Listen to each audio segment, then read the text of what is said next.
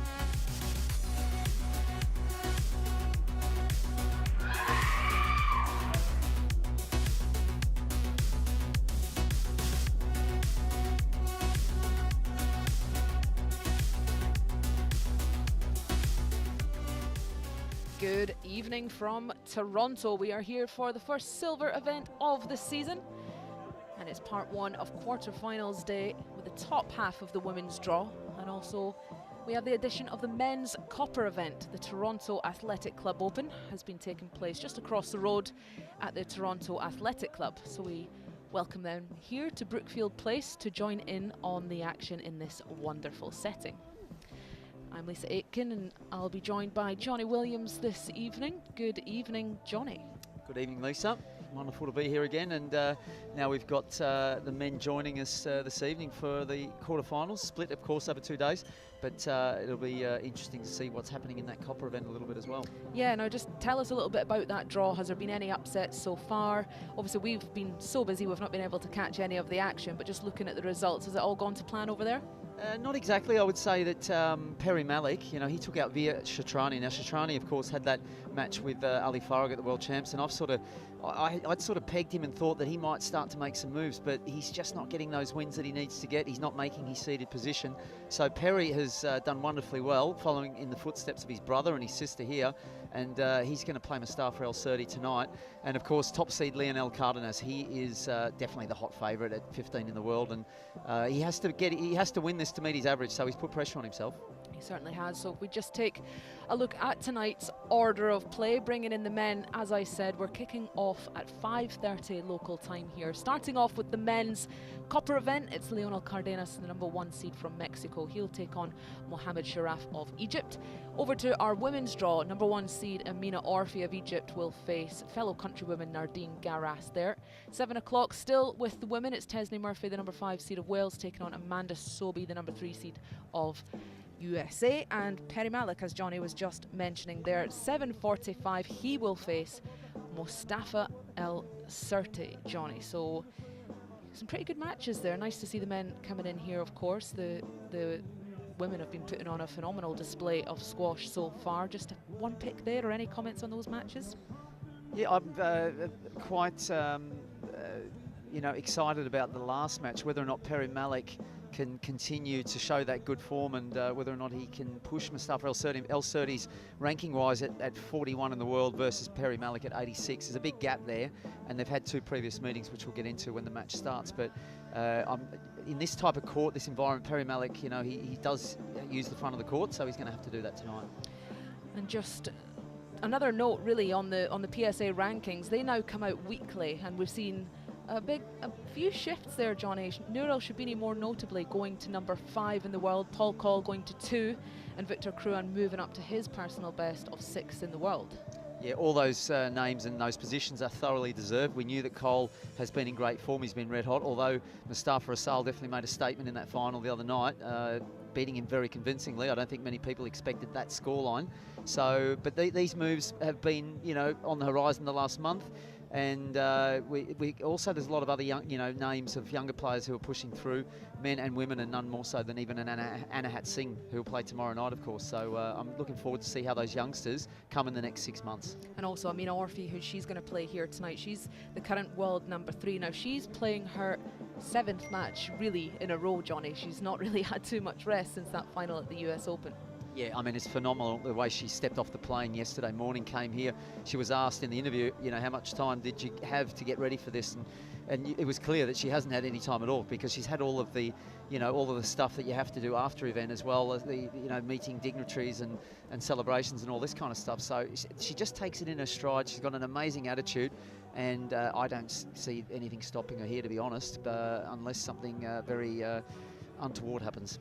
Well, if she wins tonight, she will get a day off tomorrow as this quarterfinal is split. Well, we're going to head down to our MC. It's Nicole Bunyan, and she's going to bring the players onto court for our first match of this evening.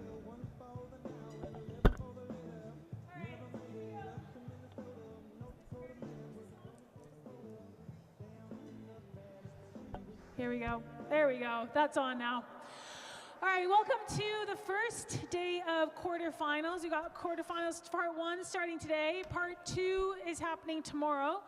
Today we're going to merge the men's and the women's draws. So the Toronto Athletic Club Open that was being played across the road, the men are coming here for their quarterfinals, semis, and finals. So give them a round of applause. The men are now in the building. So we've got a men's match, then 2 women's matches, and then finishing off with a men's match at the end of the night. So the first guy's coming on court here. He's 1 spot off his highest world ranking of 78. Please welcome from Egypt, Mohammed Sharaf.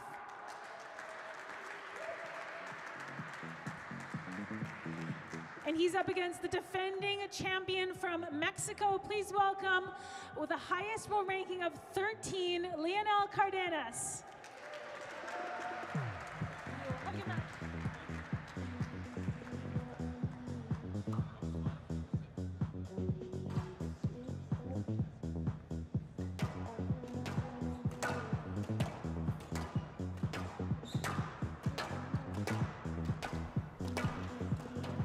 First match of this evening, quarter-finals for the men and the women.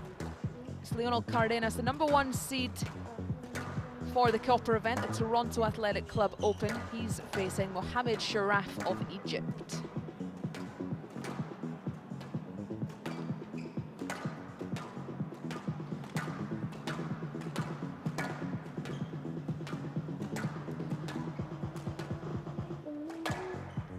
It'll be myself and Johnny Williams taking you through the matches for this evening. Johnny, Mohammed Sharaf is not a name that we've seen too frequently, or if at all, really, on squash TV. No, but the world ranking tells you that you need to pay attention, because he's now moved up to number 78. He was in the 80s. He's one of these guys, another Egyptian player, tall in stature and very, very handy with the racket, and he had a big win to get through to this stage. He beat Matthias Knudsen. Now, Knudsen himself has been making waves, especially on Instagram, with his trick shots and his football skills, but he's also been getting big wins, so it was a bit of an unexpected surprise to see Sharaf get through to this stage in this quarter-final match, and I'm wondering what has he got to throw at the Mexican, who's going to be very, very hard to break down. 6 titles from 7 finals as well, a lovely conversion rate there, and just celebrating his 50th career match on the PSA Squash Tour. Very high win percentage, 81.6. Now that is mega. Just to put that into perspective, you're looking at the top 10 of the world players with that kind of win rate there. Just looking at his tournaments that he's played, he's had a good start to the season, actually getting deep into every event that he's played. This is his 3rd event this season. Half time.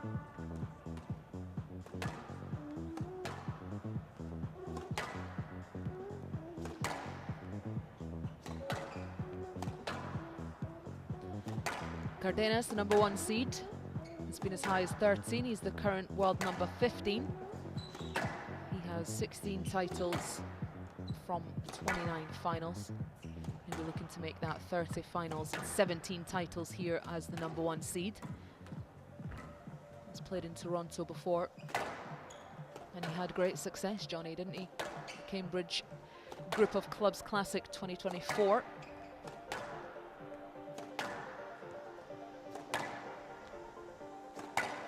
Facing Baptiste Mazzotti in the final there, Johnny. Yeah, he likes to be in Canada. I think he was very strong in Calgary earlier this year on this exact court, and that's the other thing, when you got that experience and that feeling of being on this court, although we're not at altitude where we were in Calgary, you've still got the same sort of idiosyncratic bounces of the court and things like this, so I think that he'll feel comfortable out there, and it'll be more of the same for him, getting himself into gear in this quarter-final match. First outing on the glass court, of course, for both these guys. Has had a pretty successful start to the season, Cardinas. Reached the Open Squash Classic final, losing out to Victor Crouan, the very much in-form man, at his highest world ranking of #6. More notably, got through the quarter-final and the semi-final in 5 sets, so perhaps just run out of a bit of steam there in the final.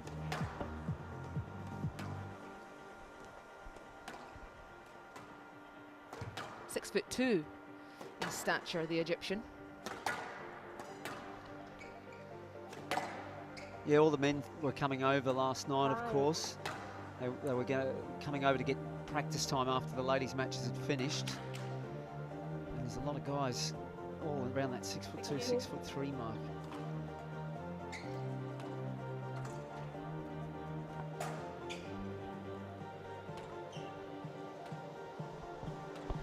just looking at the stats from Mohamed Sharaf, Johnny. He's played 49 matches and won 40 of them, hence the very high win percentage there. He's only lost 9 matches. Cardinas, on the other hand, has played 262, winning 174 of those. They will start in 30 seconds.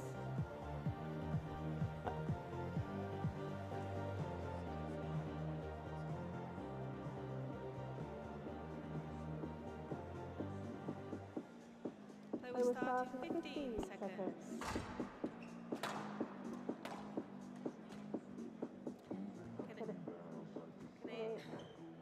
Toronto Athletic Club Open 2025 quarterfinals match. Mohamed Sharaf of Egypt to serve, Lionel Cardinas of Mexico to receive, best of 5 games.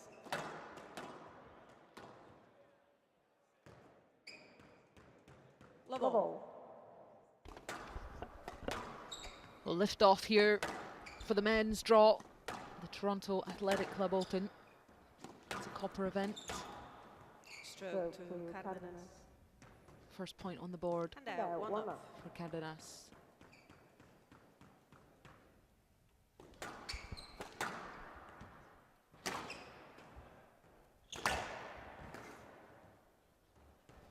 And out, one off.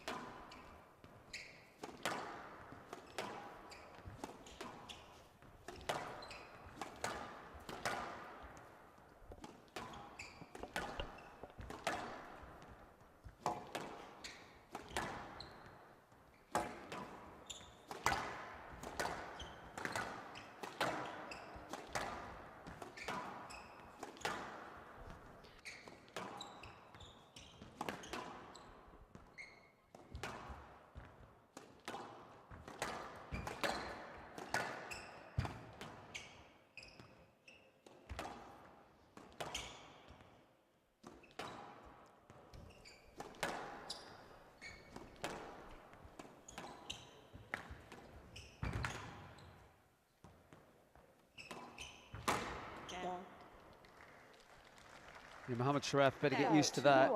This guy, Cardinas, has got an engine on him. Born, of course, at altitude, Mexico City. He was very comfortable at that 1,000 metres in Calgary on this court. And he's going to make it hard and long early on here. He's really built his game around that the last couple of years to move into the top 20 first and now established at number 15 in the world. Seeing that low cross being used from Sharaf quite a lot already. Backhand, that is. It's good length. If this goes up, he's not come here to mess around.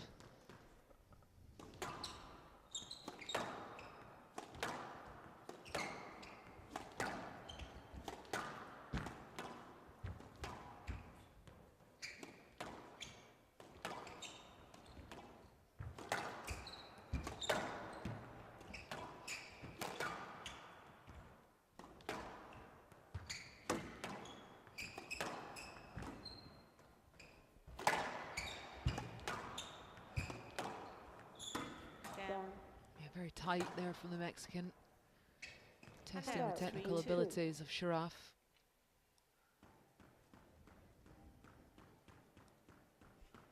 Sharaf, according to his biography, he resides in the United States, so he's obviously done college here. He only just started on the PSA Tour 2023. He's 23 years of age, so he's first finished his tertiary education before he's entered into the PSA realm.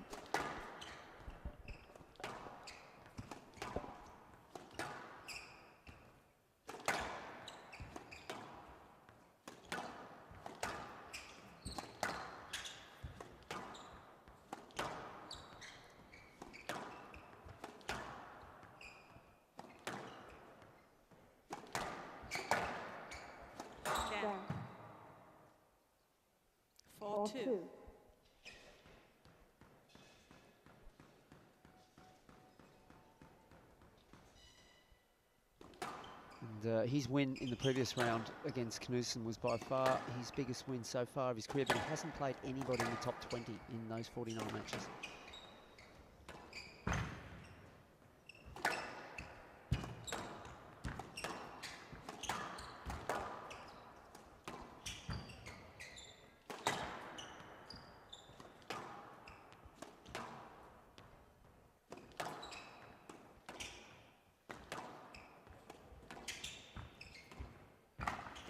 This is good work from Cardinas. He's recognising that there's just a bit of a slight, say, technical glitch on that backhand where he drops the wrist quite quickly when he's under pressure. And Cardinas is just probing that line and then waiting to put the drop in. No, going nowhere near the 10. Doesn't need to.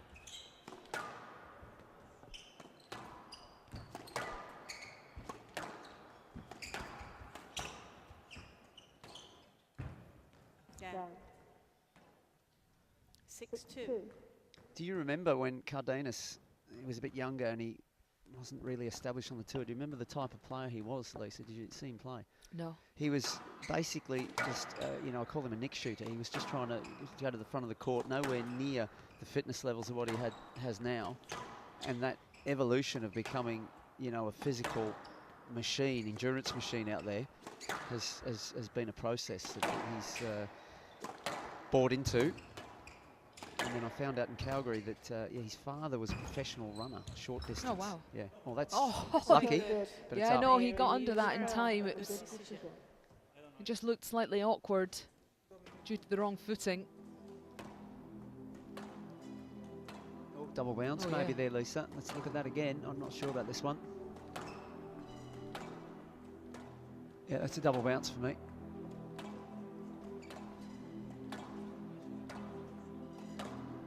See the bump ball there, Lisa? Yep. Yes, Johnny. I can see that it's a double bounce.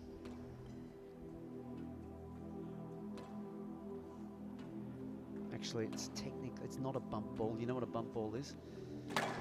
No, you keep asking me things and I yeah. keep saying no, you're making me look incredibly stupid here. No. I'll Ask come me a back. question that I do know. It's, Inconclusive. I don't really know So why yes, that let's- has not been spotted because it's quite evident on the replay. to me. Sharaf had 2 reviews remaining. 6-2 left It's a side. let off for please. Cardinas there. And Sharaf is mild-mannered, but he does take a bit of a peek back, sort of saying, how did you not see that? Well, tell us what a bump ball is then. Yeah, yeah, it's back to the other favourite sport of mine, cricket. Can't wait to go to the Ashes this summer, MCG, day 2, Australia, England, but it's when the ball hits the bottom of the bat and then people think that it's out court, but it actually goes full. That's a volley off the bat into the ground first and then court. It's called a bump ball.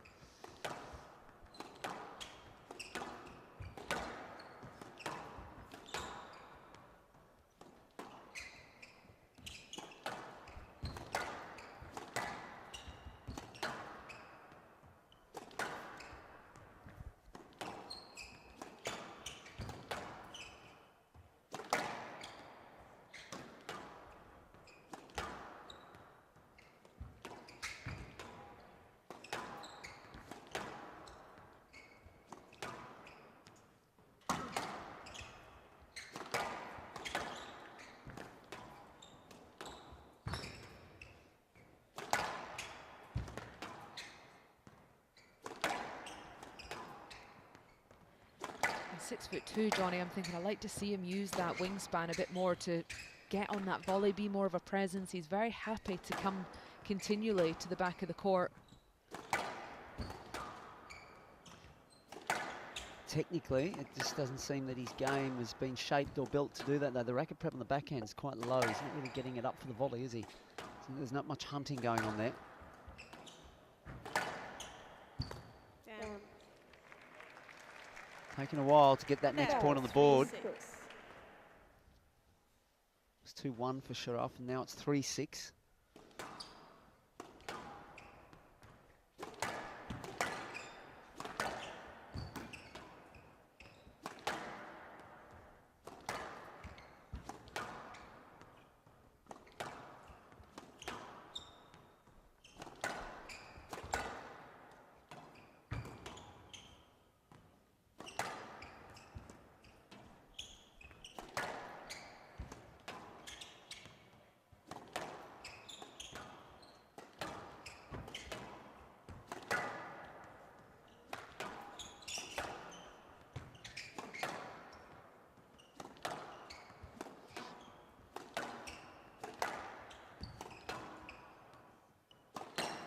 Oh, that's a lovely straight kill.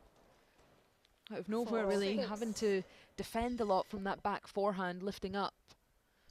Managing to get that one running nice and low.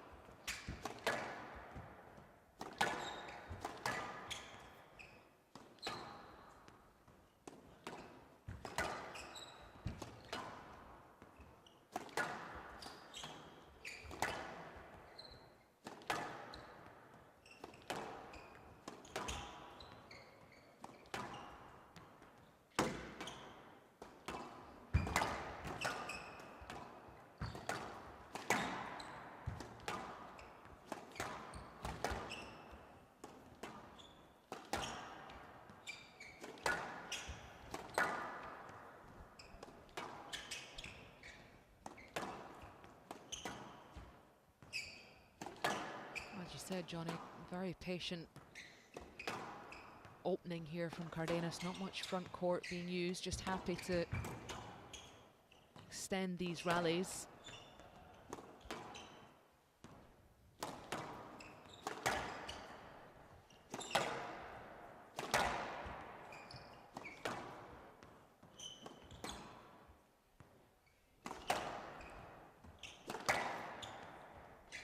Very much a deep court game at the minute. Yeah, it looks a bit like a length game with the odd kill shot in front of the short line. Cardinas just needs to be a little bit mindful that he is not becoming just totally attritional, because it does give Sharaf, if he can be patient, but again, the forehand breaking down there, it's certainly, we saw the kill shot going before, but we're not seeing a lot of attacking sort of moves in the way that he's preparing on the forehand, especially for a guy who's, like I say, 6'2", you'd expect that a bit more on the forehand volley. I'm thinking Mustafa Elsirty, for example, who's coming up later tonight. We're going to see that with him. But when you've got that size and leverage advantage, I think you've got to use it. Cardinas happy to continue with this. Yes. Can we just please remain seated during the rallies? Thank you. The thing about that, what you can hear there, Lisa, is that Cardinas is having a chat, and he's not really, his pulse is not up that high. He's so fit, I'm telling you. That's why he's playing like this. It is, at this level, it's an advantage, but it's also the thing, I think, that he needs to improve to go further than 15 in the world. He needs to be able to put guys like this away with a bit more conviction about what the racket's doing around the middle in the short game.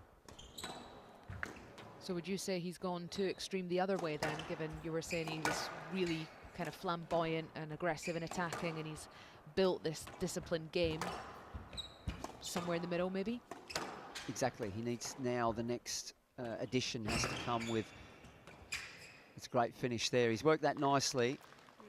9-4.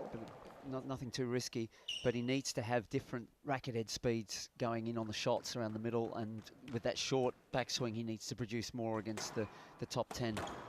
And an interesting result, you know, in that respect, is the fact he beat Kruan at this altitude in Calgary, but then he got whipped by Kruan 3-love at the open squash. Yeah, after 2 5-set matches in the quarters and the semis. 6 game balls for the Mexican #1 seed here.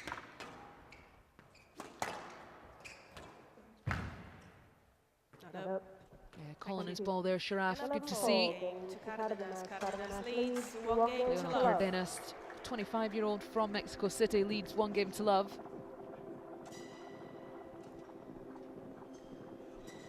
14 minutes so far.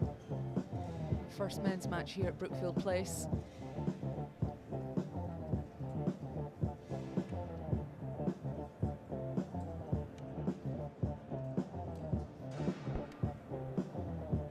Johnny, we can see that the front wall there, relatively transparent. You can see the people who have just finished work, the onlookers just checking out the squash. We did have drapes on that front wall at this tournament so far, with it being the first 2 days had 8 matches and we started at midday.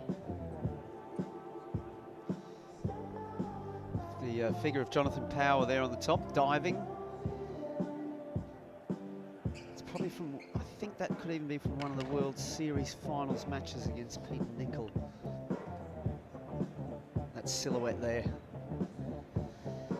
I love the fact that we get that openness, and as long as the players are able to deal with it, you can see the shading obviously with within the glass framing, which allows the players to get that feeling that it's a darkened front wall, but on the other side, of course, which we don't have vision of, the spectators see pretty clearly through it. And I think it's fantastic in this business district area that the business people, they're the ones we want to bring into the game to sponsor it, Lisa. Oh, absolutely. Play will resume in 30 seconds. Oh, it really is a wonderful setting all round for squash. The high arched roof, giving it an atrium feel. It's glass as well. You can see it there just on the top of your screen. 15 Still seconds. daylight, of course, just approaching 6 p.m. local time.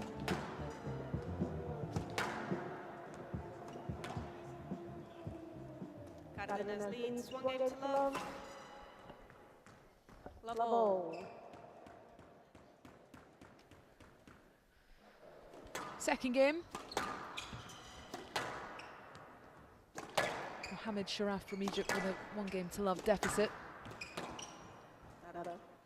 It's more like it. That's what I'd like to see Cardinas doing.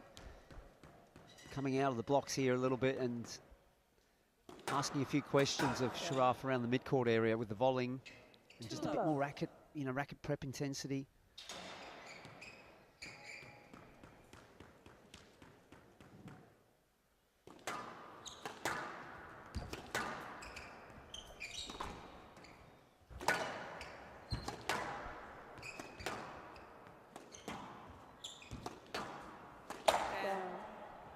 And on the forehand, you can feel that Sharaf is not as comfortable attacking low on the front wall with his forehand compared to the backhand.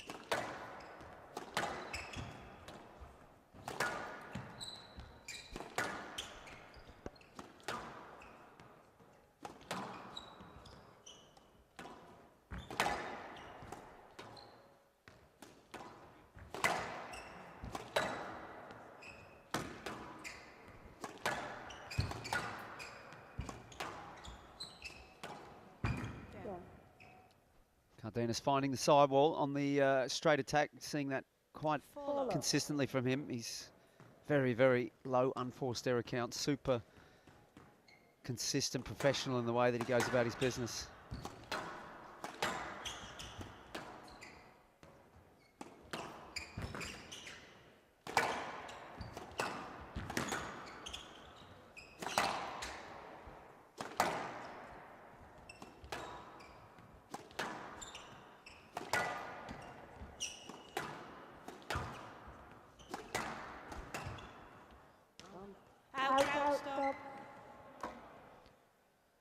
That rally had more of an erratic feel to it. Cardinas upping the tempo. Sharaf getting on the volley.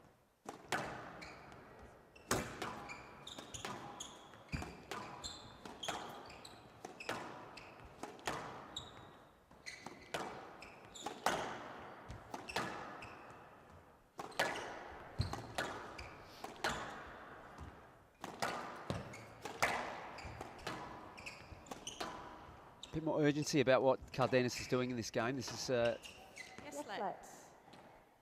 it's more like it, Lisa. This is what I'm asking from him, to just volley a bit more.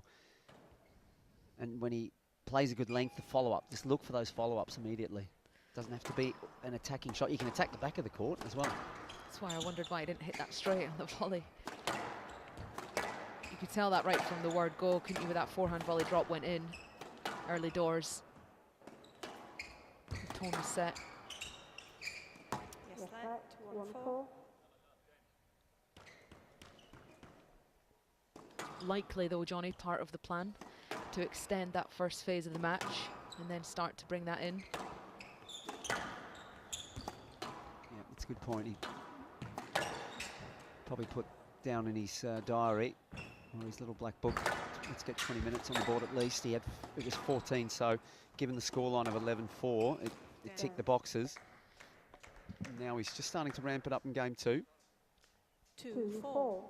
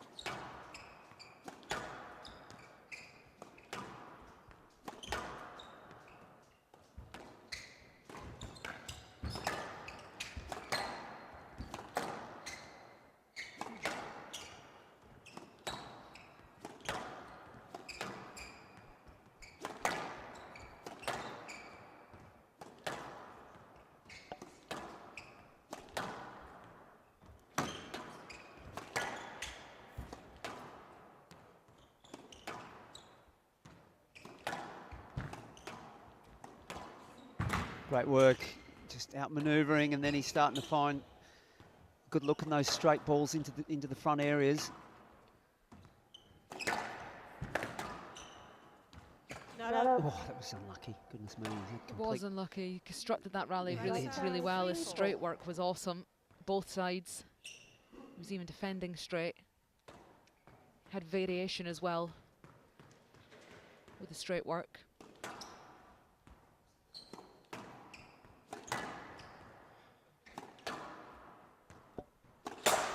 That's the result. Just you do have to put that down to the pressure exerted here by Cardinas that error comes.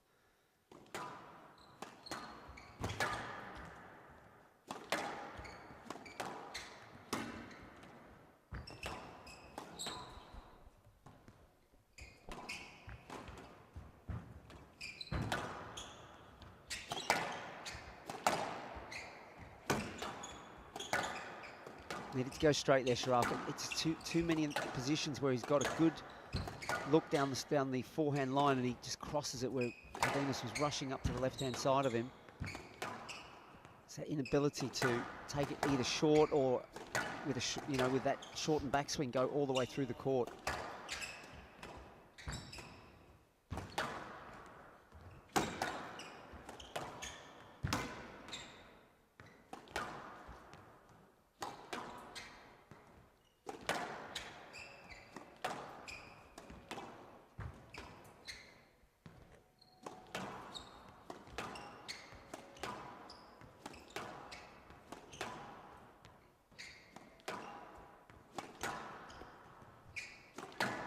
One query so far, Lisa. One query about the double, which we felt was double. Yeah. Other than that, there's not been one request for a let. No. Talk about really good, clean squash. You got a guy who's 6'2", but they're just getting in and around each other beautifully. Oh, I shouldn't have said it. Oh, Johnny. Left side, They just crack on, of course.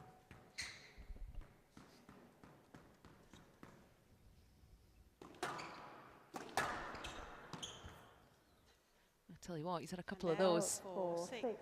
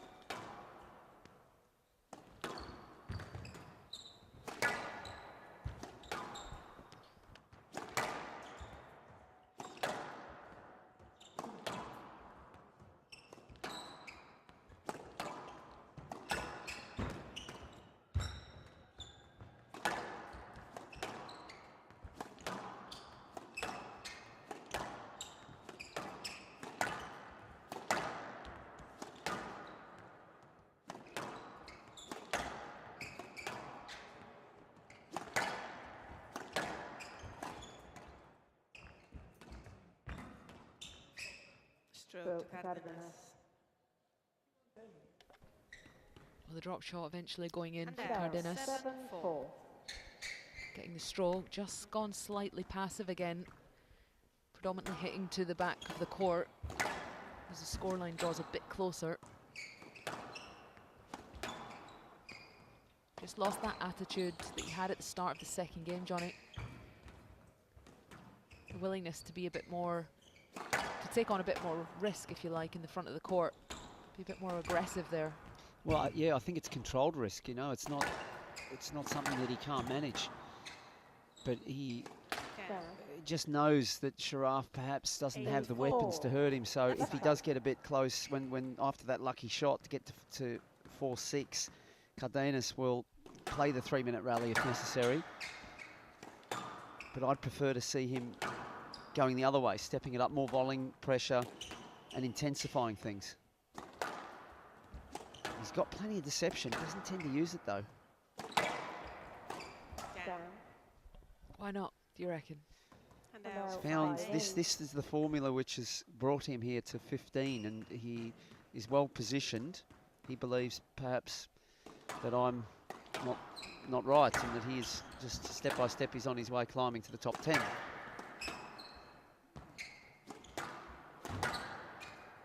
I think at his level and position in the rankings, it's those sort of subtleties that you do need to delve into. And it's a case of how do I get to 14, and then your little mission to 13.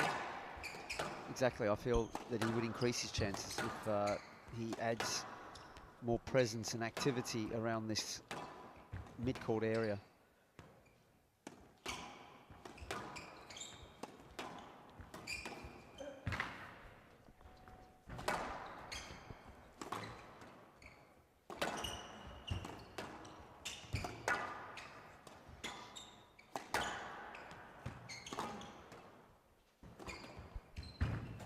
It's better. He's working Sharaf nicely at the back end of that rally. Came up with a nice shoulder shimmy on the trickle boast there. Good deception.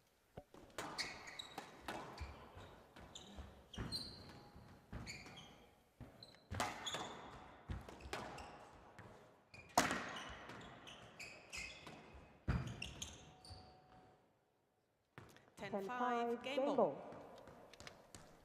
5 game balls.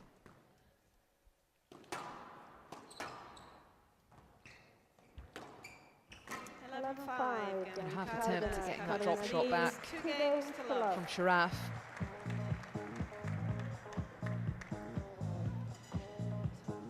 So it's a 2-game to love lead here for the #1 seed.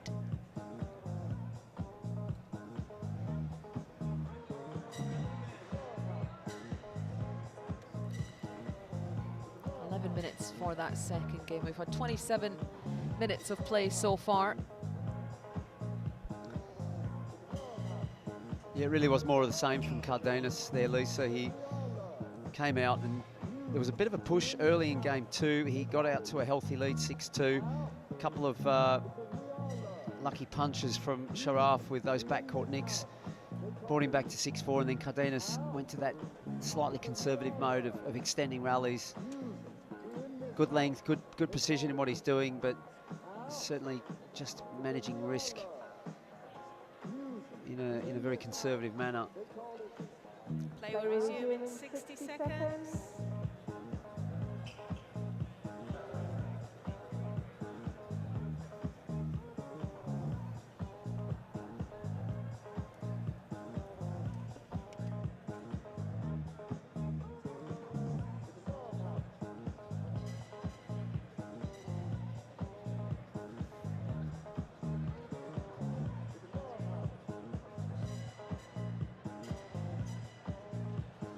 Play will resume in 30 seconds.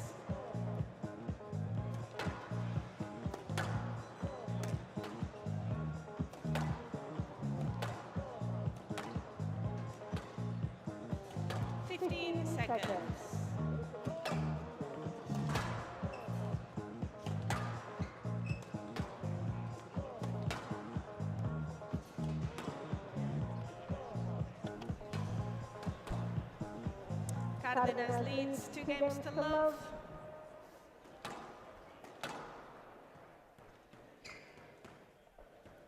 Love all. So the third game underway.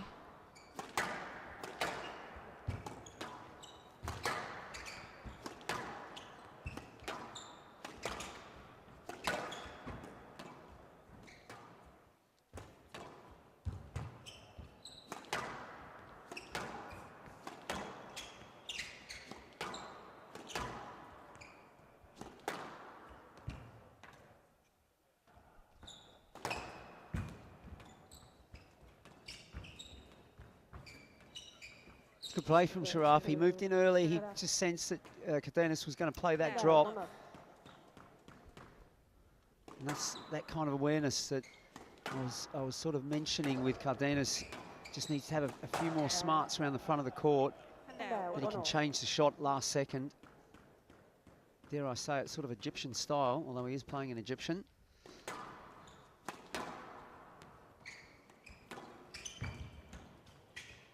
Stroke to Cardinas. Interesting decision that he just went straight into the back of Sharaf. The ball tracked pretty straight. Down. And out 2-all.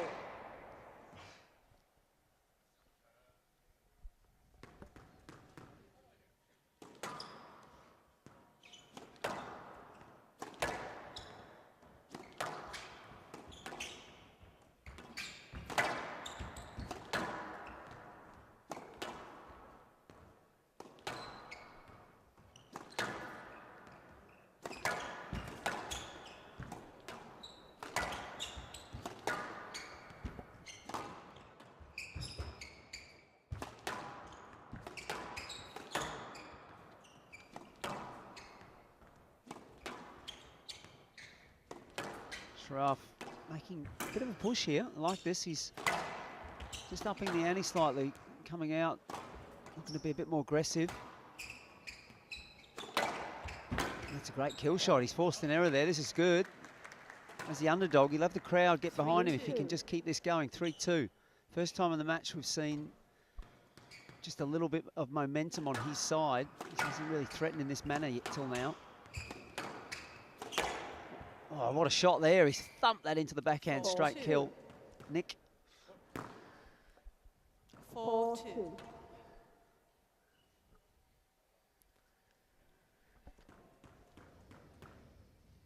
he'll be heading from this tournament to the St James Expression Open, starting on the 5th of November. Another copper event for him, followed by 15K in Costa Rica.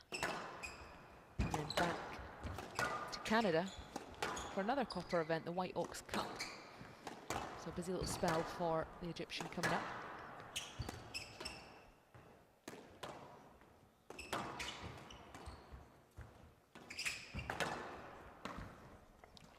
Look at this, that's another Left side, 5-2.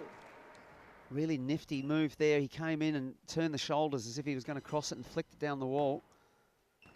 So exactly the sort of play that we were asking Cardinas to engage in. His opponent has decided to take the ball by the horns and give it a go. And why not? 2 games to love down.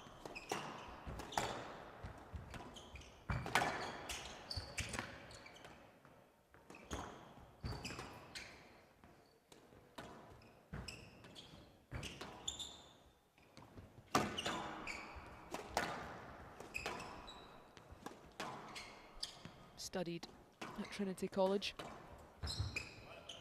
Yeah, it's lovely. 6-2. Just expressing himself out there.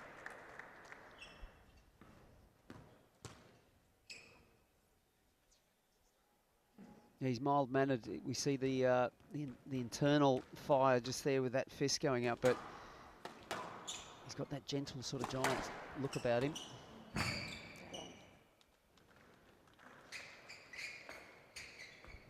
And out 3-6.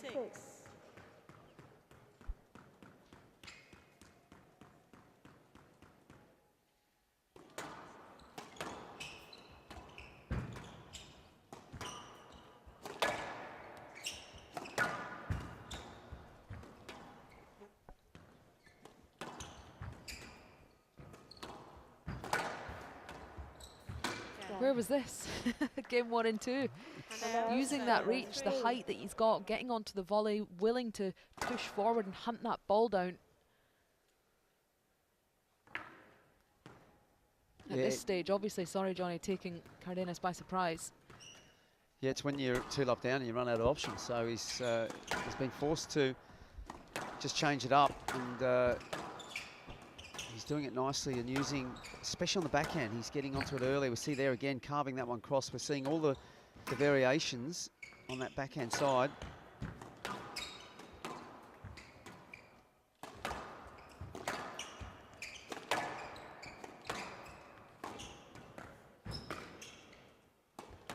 But he's not really playing the same shot twice, which is actually turning out to be a good thing for the moment. And out, 4-7.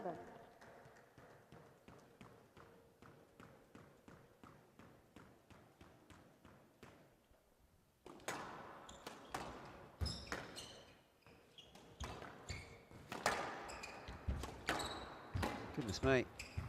Yes, let's. Good evasiveness there from Cardinas. It looked like he was moving into the swing, but somehow he managed to sort of find himself away or out of harm's way. And this is the other side of it. He's got to keep this attacking style, but he has to manage the margin as well. We've seen a lot of balls from Sharaf being fired in literally 2 or 3 centimetres or 1 centimetre over the tin line, and that is what I mean. It's a good position. It's the position he wants on that backhand side. He's been difficult to read in this last phase.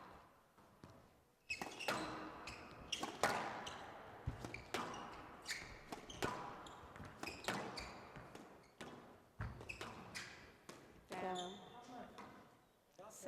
3 quick points, 4 quick points in a row for the Mexican. Level here at 7-all.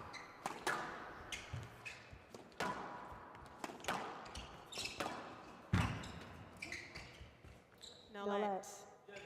Player review Cardinas on the no let decision.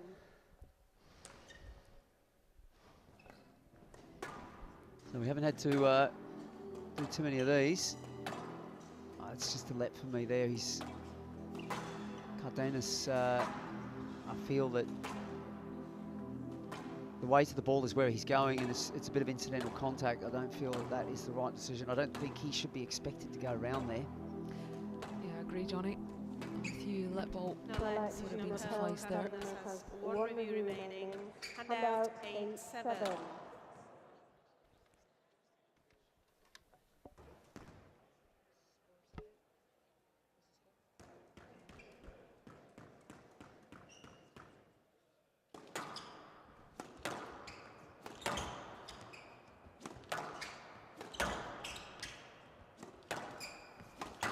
Seven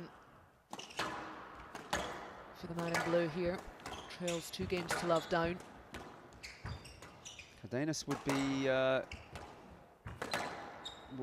would be within his interest when he goes forehand cross that he goes extra wide now. He's been volleyed in that area for the whole game, so he just needs to mix it up a little bit and have a bit more awareness about the fact Sharaf is pushing over there early.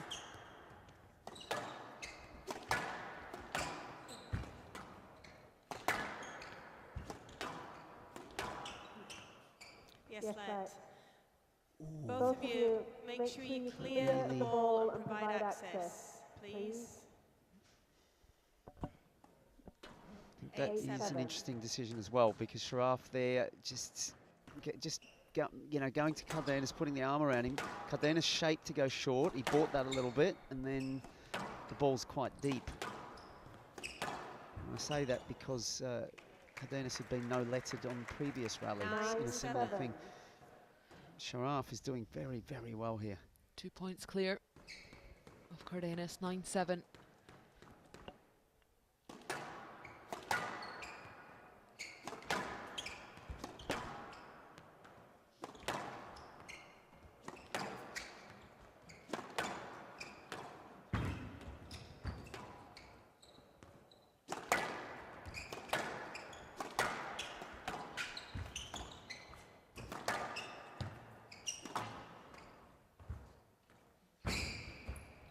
Was that? okay, that shot. Looked like it. It looked like it carried slightly, A little didn't bit, but anyway, we go on. We'll see who. No appeal from either No. player for anything so far in the rally.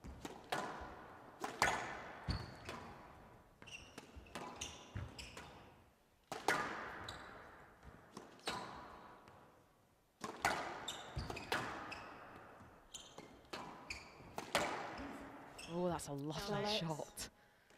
That is a lovely, aggressive line. Hand out, 8, Thumped 9. into the back right. 8-9.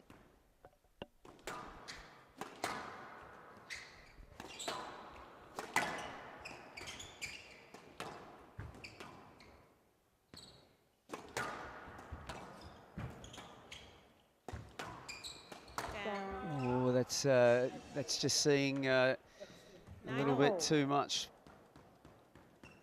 Wanting to just get that point so desperately there, Sharaf.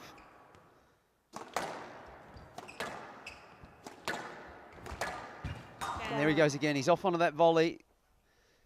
Cardinas got away with that one. Match ball for the Mexican.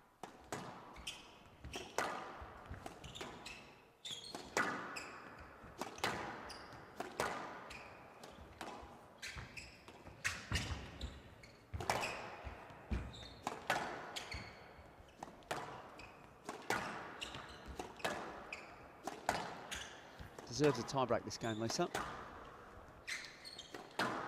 Just feel that Sharaf has earned the right to...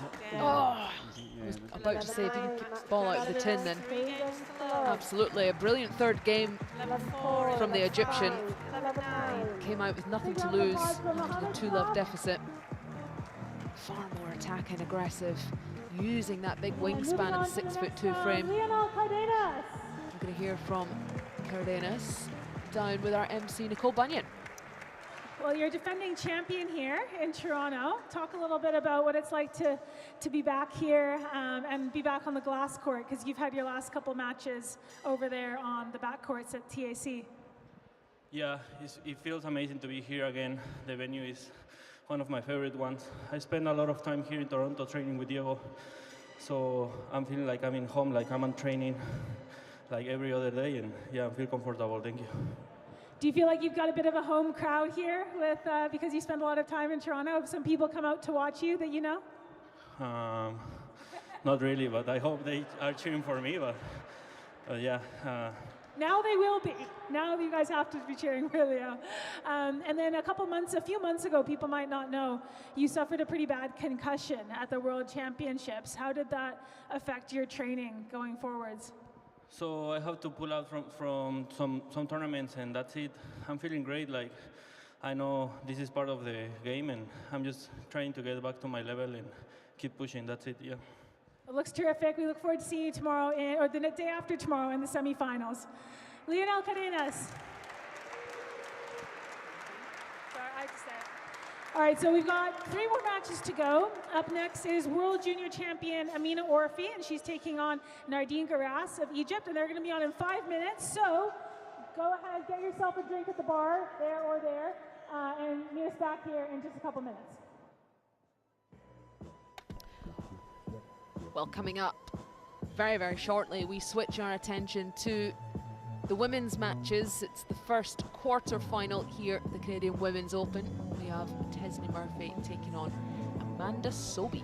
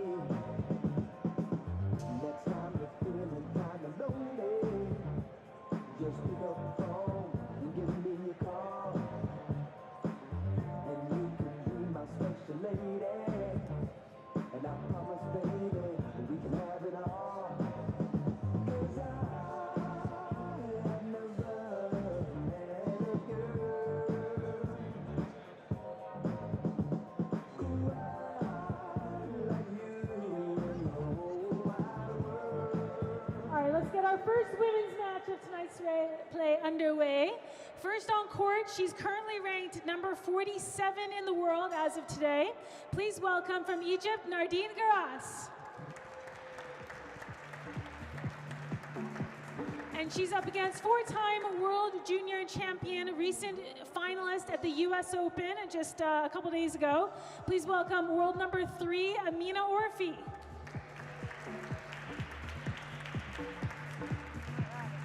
And your match referee is Darren Manley.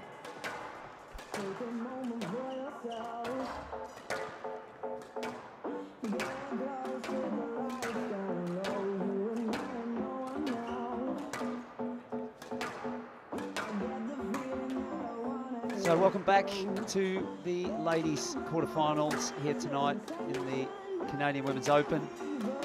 On the left-hand side of screen, we've got world number 3, Amina Orfi, fresh from her runner-up performance at the US Open just 2 days ago.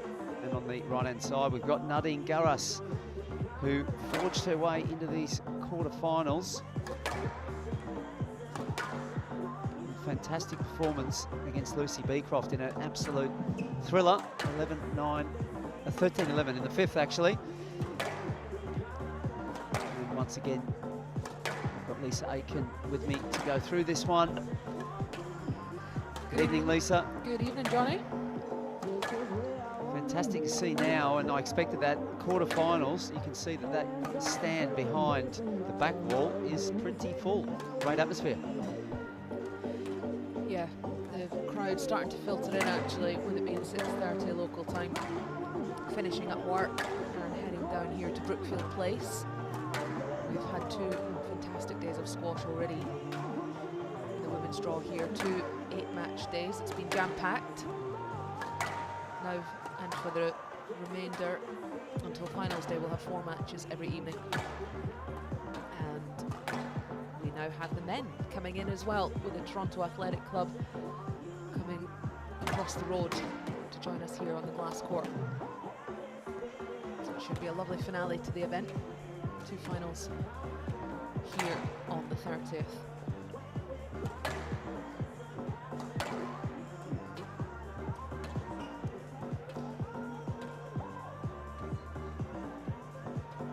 Half-time.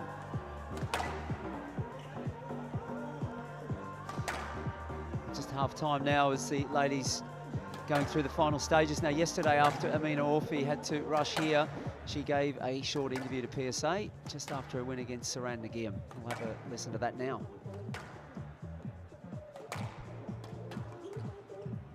It's not the interview, it's the real thing, Lisa, where she got to work.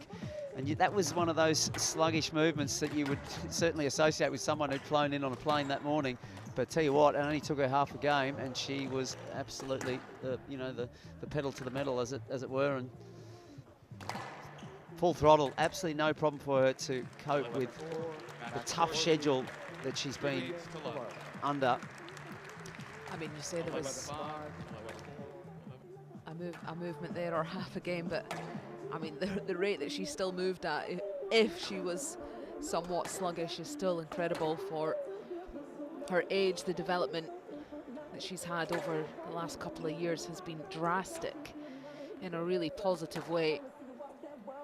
She'll be absolutely fine in terms of physicality and how she's feeling. She's obviously incredibly young, and the bounce back ability of after what will have been a mentally tough loss for her in Philadelphia. She'll be raring to go here for this event and looking to take the title, be the #1 seed. I can't see this evening being particularly challenging for her, Johnny. When you think of where Garas is at in the rankings and the development that she's gone through herself, she'll be ecstatic to have reached this point. You'd have to say the points that will be on offer for her ranking are awesome. It's going to, for sure, catapult her up a few places there. And this will be a free hit against the world #3. But what's left? And where's the belief? And those things will come into play as a barrage of intensity and quality arrives from Orfi.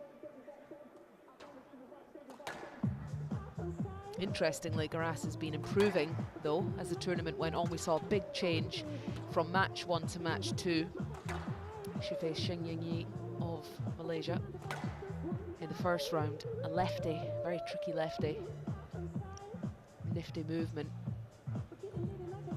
And then, of course, had Lucy Beecroft yesterday, which was a very tough match, 5 sets. Lucy Beecroft having match ball herself. Amina Orfi's mother is just behind those railings there. That is not a prison cell. That is the barrier of the Play will start stand. in 30 seconds. Relentless drive coming from every angle in the Orfi camp to keep going up those rankings. Play will start in 15 seconds.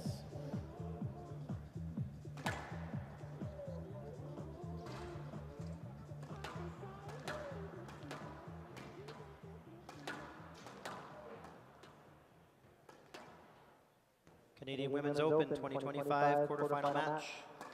Amina Orfi of Egypt to serve. Nardine Garas of Egypt to receive. Best of 5 games. Love all. So Amina Orfi, the #1 seed, world #3, gets the first ladies quarterfinal underway.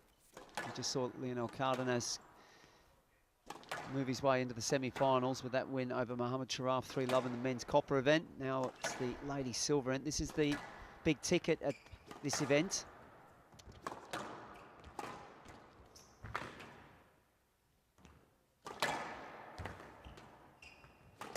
Down. One love. Sky is the limit, really, for Amina Orfi. Hannah El Hamami, of course, on the rise herself. She's had the better of Orfi in this last phase. She's undefeated this season. 3 from 3. 2 platinums and a diamond event. She's on the charge, trying to chase down Love. Norhan Gohar, had that 29 match winning streak.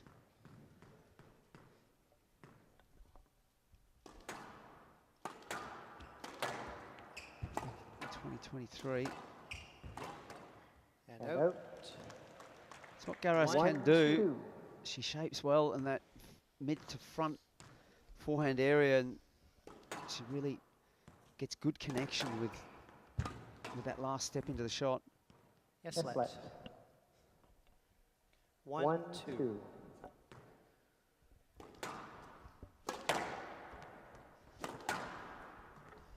Now, I'm not sure if you caught it or not last night, because I was on comms. It's a great length there from Orfi, And out. solidifying this lead. Orfi and Garas was sitting in the crowd. I was sat behind them. Were you? And Yeah. Holly Norton made mention in her interview, which was a very open, quite emotional interview. Yeah. After that pretty, feisty affair with Heikel. Yeah, 2-love down and came through 3-2. Yeah, there was a lot of lets, a lot of disruptions early on. It got more free flowing towards the end, but the emotions of Norton absolutely just overspilled in the interview, to the point where she made mention of the fact that she felt that those two were having a bit of a giggle at her expense, and she wanted that to be known.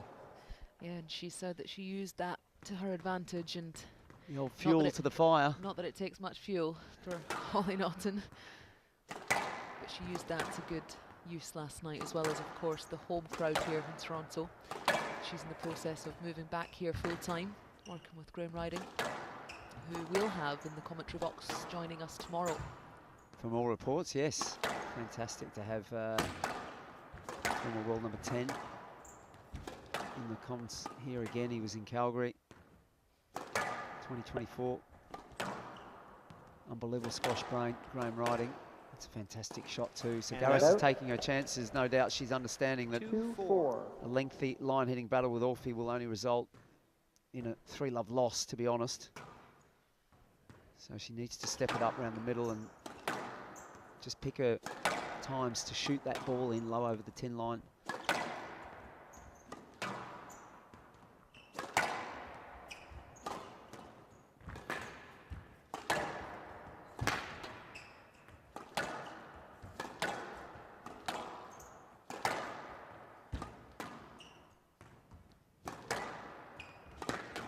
Out. Good pressure. Orfi was under a lot of stress on that forehand side, and she just managed it somehow.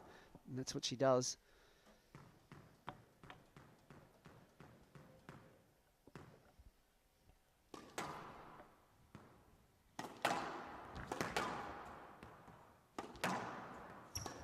I would say just only her and Hania El Hamami, the foot speed that she showed in that previous rally, and that ability to just hook that ball back 2-3 times.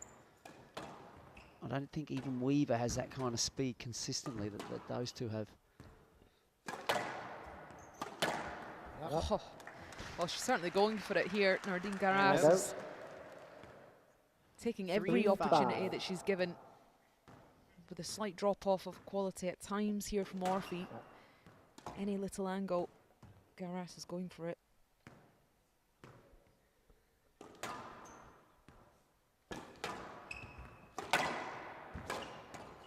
There's that post. It's a real weapon for Orfi. 6-3.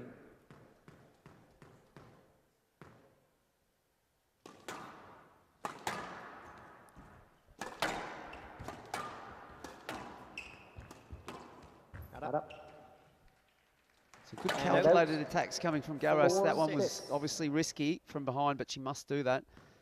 But what I like about it is the fact that she's going straight. And that allows that even if she misses a nick, there's a chance that the ball will straighten. That could be a stroke. Oh, goodness me. Why doesn't she review it? 4-6. That was loose. I think we've seen how hard she swings at the ball, Lisa, and if she swings there, Orfi might spend a stint on the sidelines. I know. We don't want to see that. And out 7-4.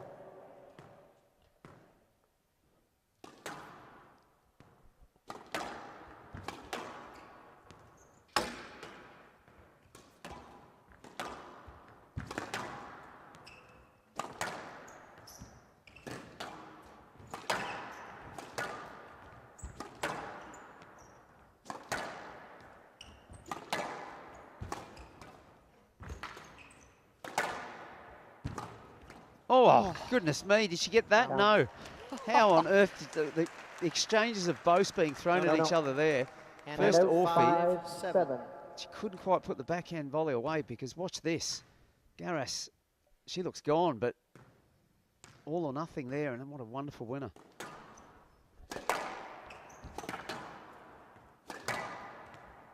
She's revving it up here, Orfi.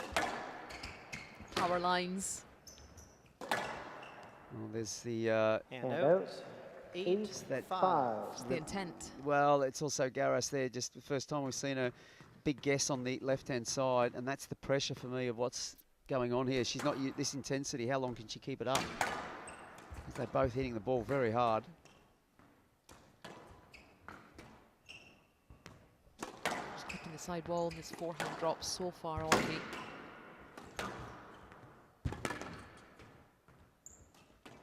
Oh, what lovely a finish. The double combination, the Shabini-like hold down the line, 8. set it up.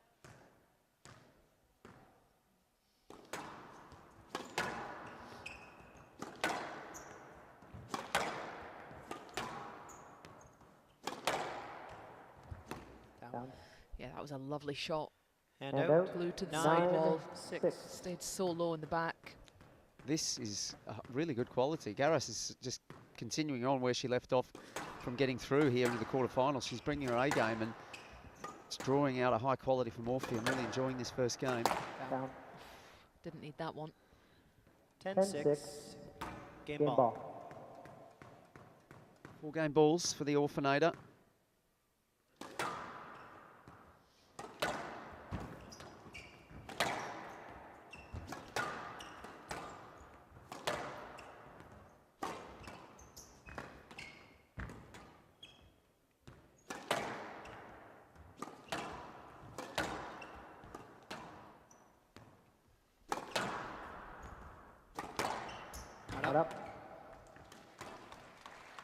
Very aggressive. And out 7-10. No kill cross. Game ball. used that really well at the business end against Lucy Beecroft. Whipped the ball past her opponent.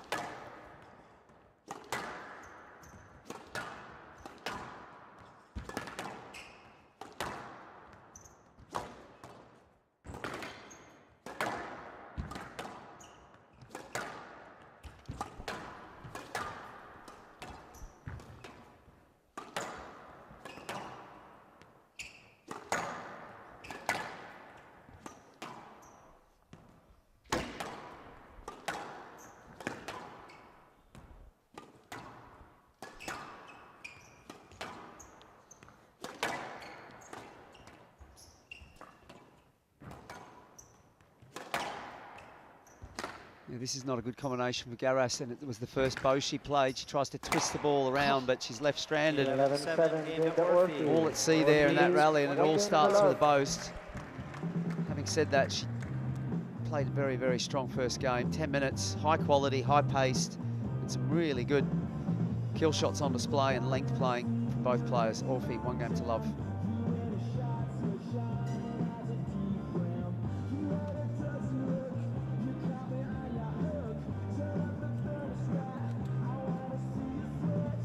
Brilliant first game there from Nardine Garas. As I said, been continually improving as this tournament's gone on.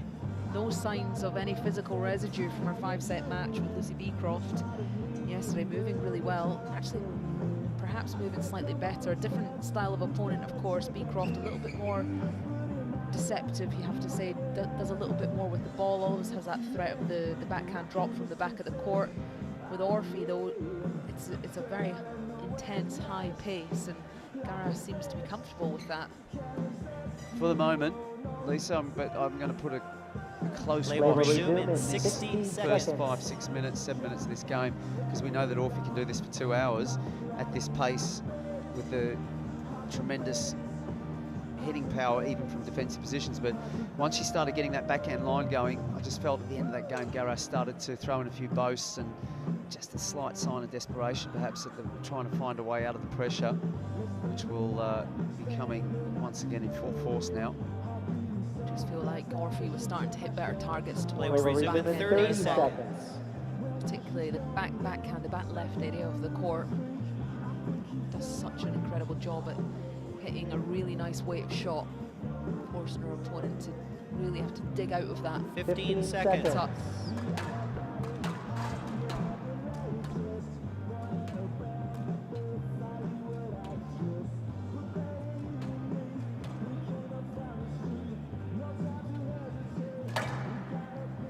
Orfi leads 1 game to love. Love all. Amina Orfi in the red shirt. Just getting into game 2 here. We can expect that Orfi is really going to test her opponent physically at the start of this game. That's what I mean about the boast. It's a bit of a road to nowhere, I feel, for Garas. She's got to stop doing that. One love.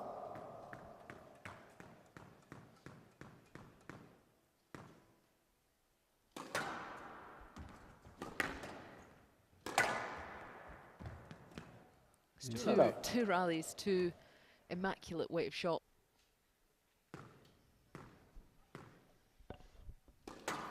Let's see if Garas can just work her way back in and establish better positions around the middle.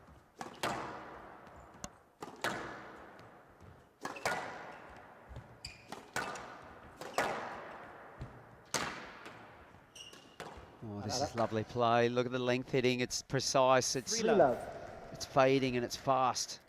And then the drop as well, not clipping the side wall anymore, floorboards first. Put in with a bit more intent as well.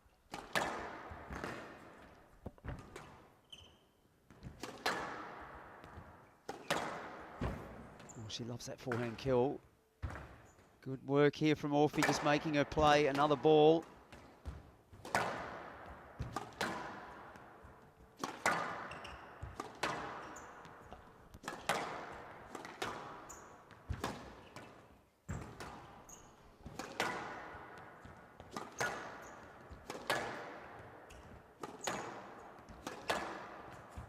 Oh, that is an incredible length. She made that look easy, but mark my words, that is difficult from that back foot position just to straighten that ball like that. Oh, I'm loving this work. This is impressive from the world number 3. I felt that there'd be a dial-up at the start of this game, and that's what we're getting. I just wondered whether Garas could continue to go with this. She played extremely well in the first game. So many players would look for a let or a stroke from there. Orfi just putting the both round with such a fine margin.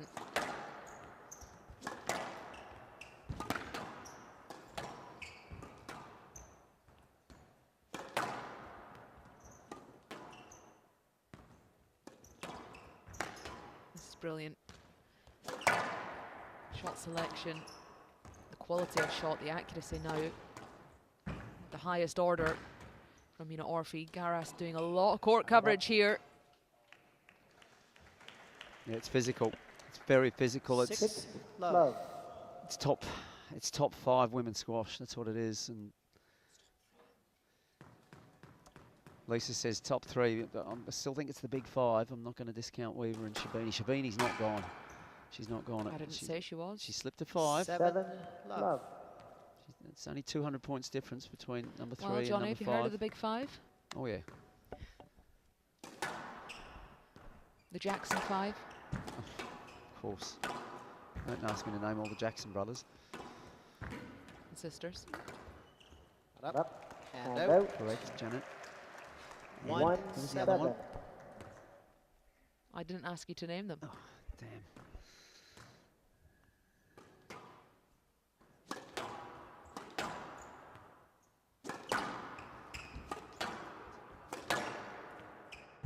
Up. And out. 8-1.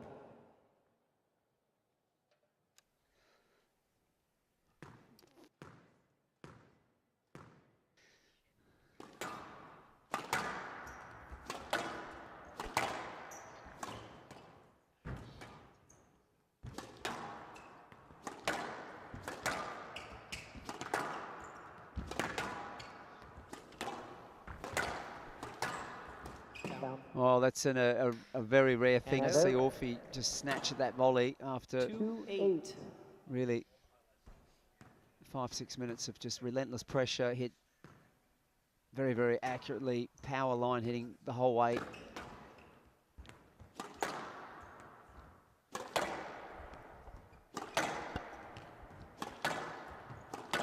I mean, it's backcourt squash for me, and it's played at a sprint. You know what I mean? It's just sprint. She sprints back to the tee, hits the next shot very hard, sprints to the next ball, hits it very, very hard. 3 power output's close to 90-95%. It's unreal.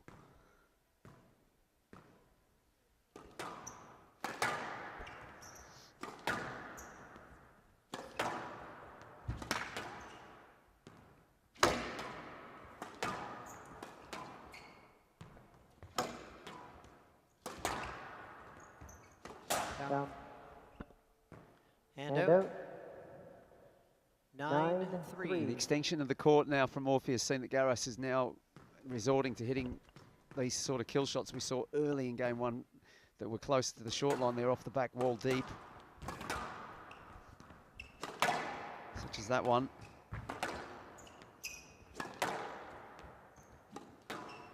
Out. 7 game balls here for Amina Orfi. 3 game ball.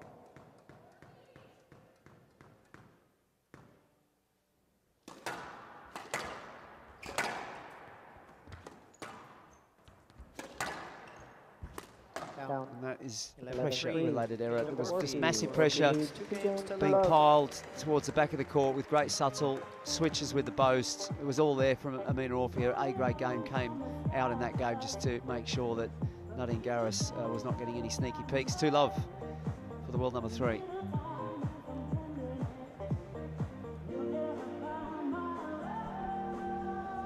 Well, the rise of level as expected from Amina Orfi in that second game. As if she picked it out of her squash bag and popped it in her pocket. Line in length. back to normality for Amina Orfi. Well, Mum seems to be happy with that game. She was a little bit more animated after game one. I think that's why now we're a bit less animated, because job done. You did what I asked you to do. Just keep doing it. I also feel that Amina Orfi, there was, I'll say a year and a half ago when she burst onto the tour. Although she burst onto the tour actually already in 2022, 23 in that season. But there were more dodgy movements coming from her part, and I feel like that is just getting better and better as well. We're seeing a very clean brand. It's hard, but it's fair, and there'll be one or two things there, but she's moving in the right direction in every respect. And having Omo Mossad as coach, he had those issues himself, and then he cleaned up his act, and he became one of the most, he was a crowd favourite. He was a PSA tour. People running around with the hammer of Thor in their hand. You know what I mean? They loved him. Yeah, gentle giant figure. Lovely guy on and off the court, really, and he was a great example of how you can have that height and frame, if you like, and still move really well. He moved incredibly well for his build, and cleanly. Yeah, 1m94, around about 6 foot. Orfi leads 2 games to love. Love all. I mean, it's very clear, isn't it, Johnny, that there'll have been a ridiculous amount of hard work put in the summer from Orfi, and that's been very apparent. The repetitive speed we talk about into the front two corners over the hour mark has just gone through the roof for her. Yeah, this is the thing about even losing this US Open final to Hani El Hammamy. El Hammamy cannot let her guard down. She cannot relax for 1 minute, rest on her laurels. She won't be, but she knows that this lady here is just continuing to work harder than ever. And come up with the answers. Yeah. And the reality is she was closer in that US Open final. That was 3-love. It was an hour. It was 11-9, 12-10, 12-10. She had 3-love. She had her chances to win those games as well.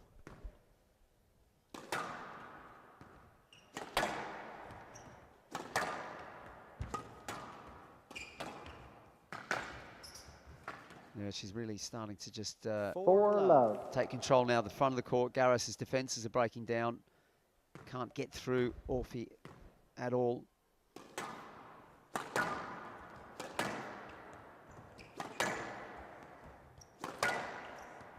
I feel like watching Orfi and watching this rise, it kind of makes me feel it's similar to reading the stories about Michael Phelps or the Mamba mentality of Kobe Bryant, like just the extra trainings put in and the constant drive to improve, be a better version of yourself. It's not just the drive to be number one. I think Orfi wants to do this for a long, long time. The hunger for success will not be satisfied just by getting there. I think that her personality type will be somebody who just stays there if the others are not good enough to knock her off her perch.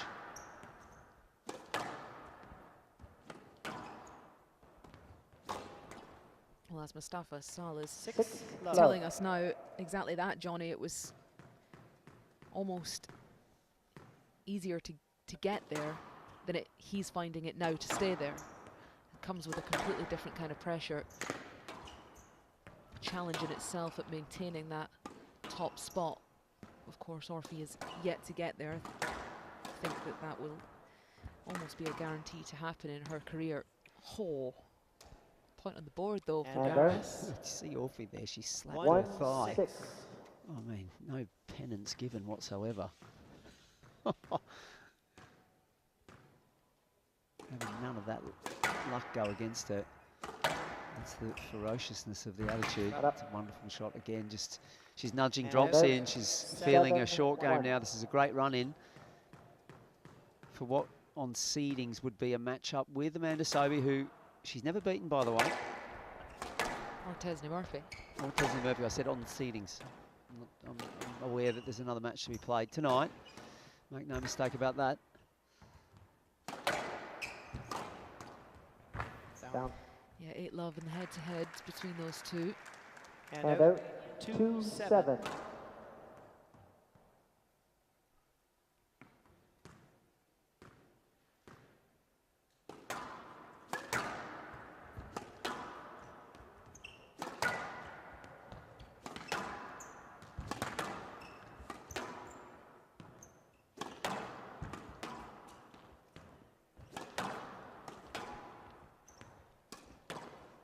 Cut up.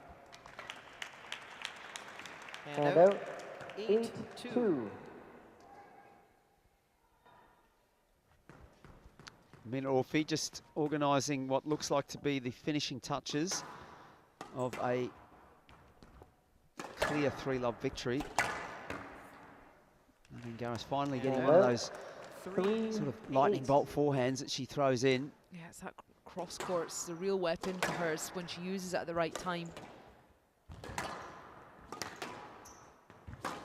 Cross courted really well, right to left, in terms of the width and angle against Lucy Beecroft.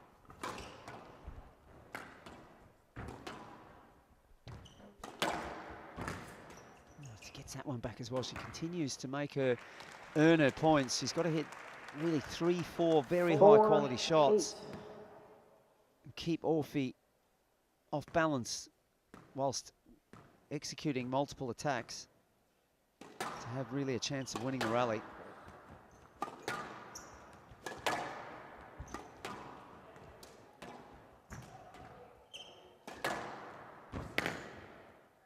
And out.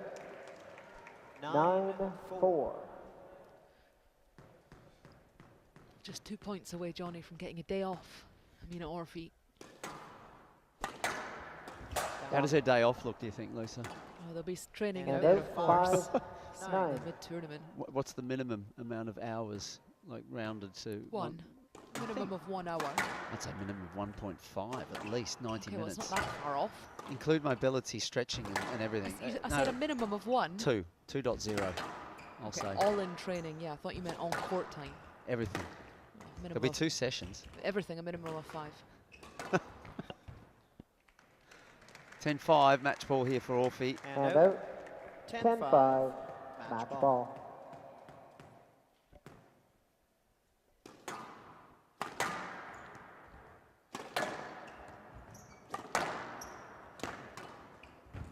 Down. And the error comes, so Orfi 11-5. is through to the semi-finals. 3 games to love. 11-7. Good work in 11-3. that match. 11-5. First game was tighter. Garas threw all of her best punches, but then Orfi was quick to just ramp it up, the pressure, the intensity in game 2, and she just held that all the way through to the end. 27 minutes. She's through to the quarterfinals. She's going to have a chat with Nicole Bunyan, one of our own, just now. So, Amina, how many hours of sleep did you get last night? You must have finally been happy to get a good night's sleep. Yeah, yesterday I slept well. I slept like 11 hours, so that's good. So for those of you that maybe don't know, Amina was just in the final of the US Open like 2 days ago, all right? Flew the next morning and then played your first match yesterday, right? So how's the body feeling now after having had a little bit of a run out and a good sleep? Well, it's feeling better. Hopefully tomorrow with the day off, it's gonna be ready for the semifinals. And what do you like to do on a day off in a tournament? Well, I'm not sure yet. Obviously, I'm gonna train, finish some college work, and then maybe go around here, discover. It's my first time here in Canada, and so I just wanna go around and see how it is. And you guys probably noticed that Amina hits terrifically good line hitting. How many hours of solo practice do you do every week? If there's any juniors here, you should listen to this. Well, I don't solo every day. I solo maybe 3 times per week, but it's usually an hour and a half or 2 hours, 3 times per week, yeah. It's a decent duration.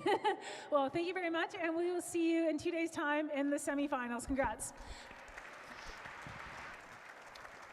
All right, so we've got 2 more matches to go. We've got the other. So Amina Orfi just confirming the 6 hours of solo per week there with Nicole. 3 sessions, 2 hours, so get to work, everybody. If you want to get to that level, or something even near it. But next up, the second ladies quarterfinal for tonight, part 1. Testy Murphy of Wales up against Southpaw Amanda Sobhy. We'll take a short interlude and we'll be back to take you through that one once again, myself and Lisa.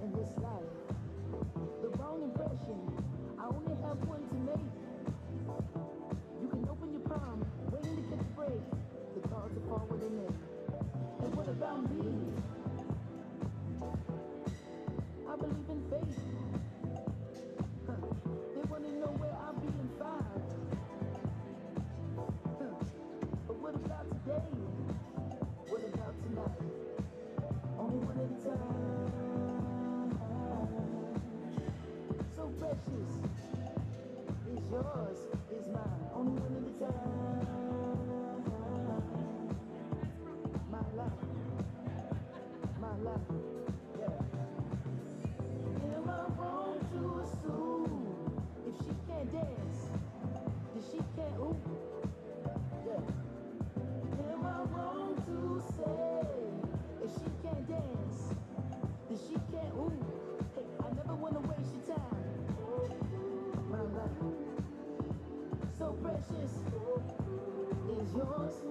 mine. And look at the time. My God. So precious. Is yours, is mine. Only one at a time. So precious. Is yours, is mine. Only one at a time. My life. My life. Yeah.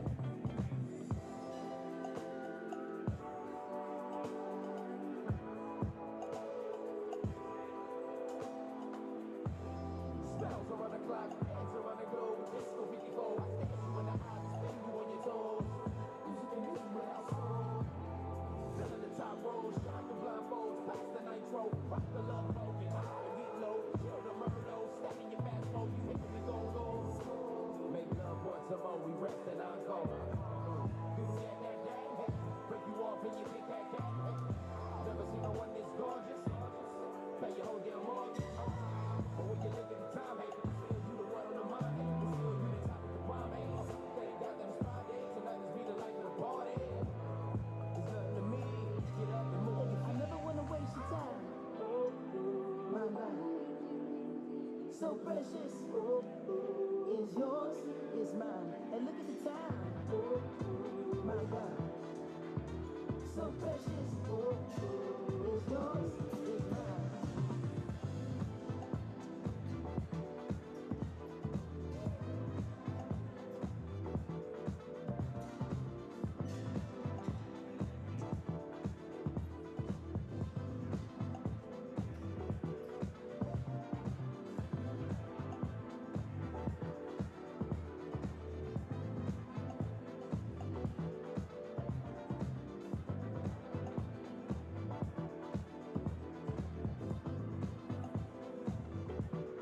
I never wanna waste your time.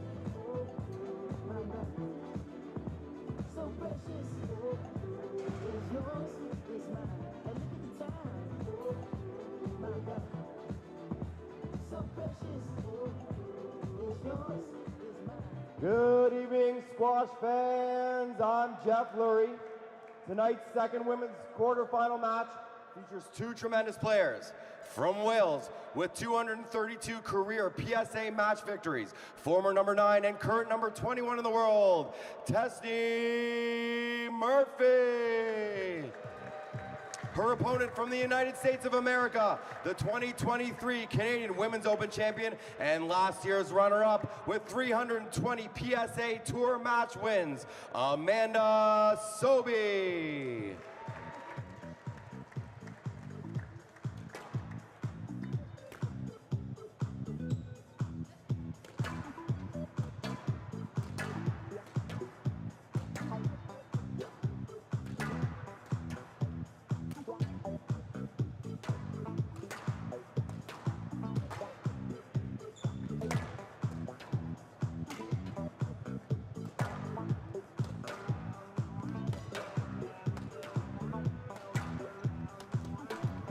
Back to the women's draw, and it's the second match of this evening. It's Tesney Murphy from Wales, the number 5 seed in this tournament. She's facing Amanda Sobhy, the number 3 seed from America. As usual, I'm Lisa, and I'm taking you through this one with Johnny Williams. Good evening, Johnny. Thank you, Lisa. Looking forward to this tantalising matchup, especially in terms of the skills that are going to be exhibited both sides of the court there from these two. Certainly going to be entertaining, that's for sure. Tesney Murphy has been inside that top 10, that lucrative top 10 at number 9, the current world number 21. 3 titles from 10 finals, 33 years of age, and a whopping 406 career matches. One of the veteran players, you could say, on the PSA Squash Tour at the minute. Played in the US Open last week, one of the 7 players that came from Philadelphia across the border to Toronto.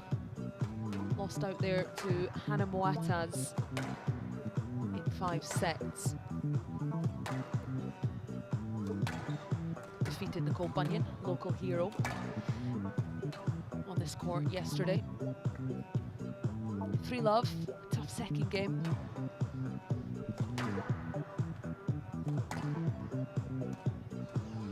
Her opponent this evening, Amanda Sobhy, she's a previous winner of this event in 23. She defeated Salma Hani in that final and also reached the 24 final last year, losing out to Tina Gillis. So back here to try and turn that back around and get that title again and take it home to Florida. She's been in that top 3. She's the current world number 9. She's 32 years of age. 469 matches. Johnny. Packs a very powerful punch, Amanda Sobhy, and what I enjoy very much from a technical standpoint is the setting, even just watching her strike the ball in the warm-up here, the setting of position is almost identical, time and time again, but the angles and the chopping and changing coming from that power that she possesses is ever so swift and subtle. And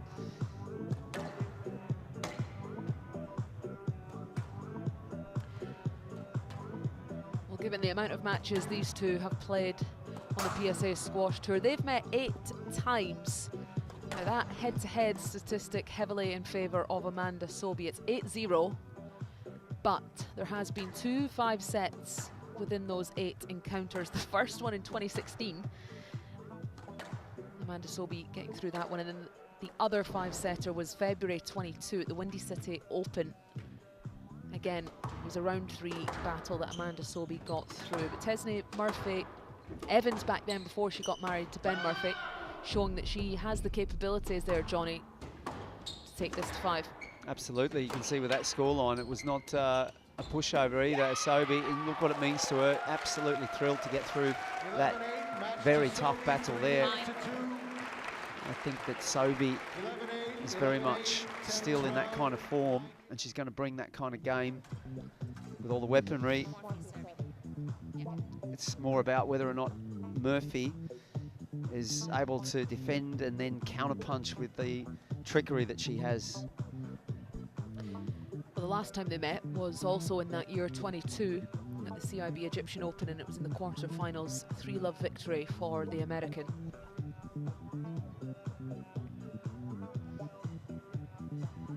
Coached by Wael El Hindi in Florida. The Kinetic Club. Later starting 30 seconds.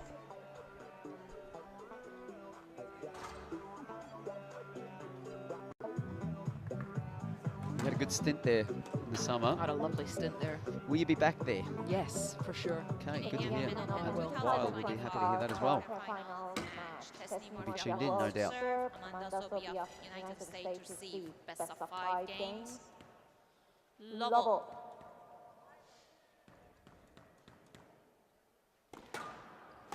Tesney Murphy serving to start this match. I'm sure her coach, Alison Waters, former world number 3, will be tuned in, although it's fast approaching bedtime in the UK. Or way past my bedtime, actually. Yeah, you're not a night owl like myself, No. Lisa. No. It's just 12:15. Just getting the kettle going at that hour. Settling into this kind of squash that's coming from stateside over to Europe, or North America, I should say.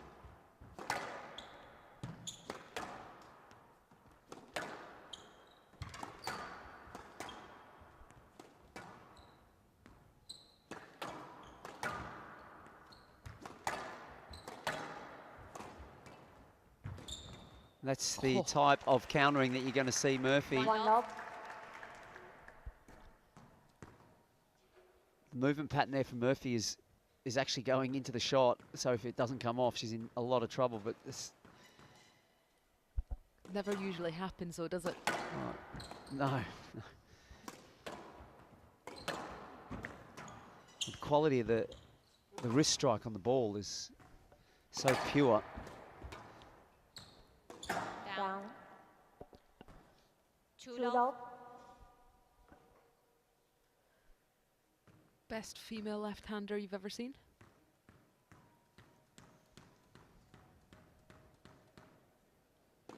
racking my brain through all the world champions list.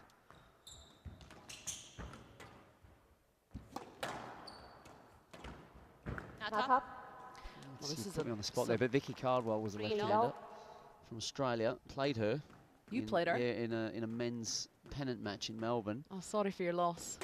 I didn't lose. Easy. But I tell you what, she in that season, I just walked away from that match. My goodness, that was it was so tough. Was it? Oh God, yeah. She was as tough as nails. Fair, everything fair, but just so relentlessly gutsy and hanging in. And I was a young up and comer, but fit. Oh, you know. And her daughter Sarah, of course, is still on the tour. Yeah, still going.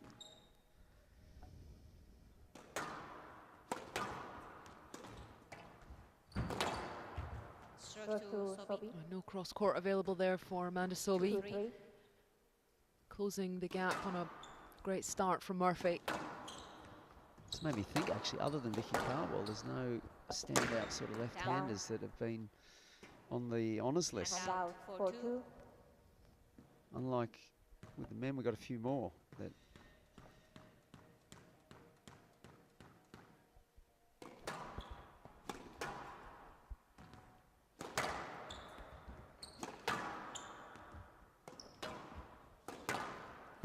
Not up. Yes. That's a good call. Yeah. Hand out. 3-4. Murphy just having a look at the 3-4. TV for the replay, which we're not showing her. I'm sure that she can check it. Not good, but if you want, you can go for a review. Both players have 2 reviews each. Unless it goes to a 5th game where they both will have 1.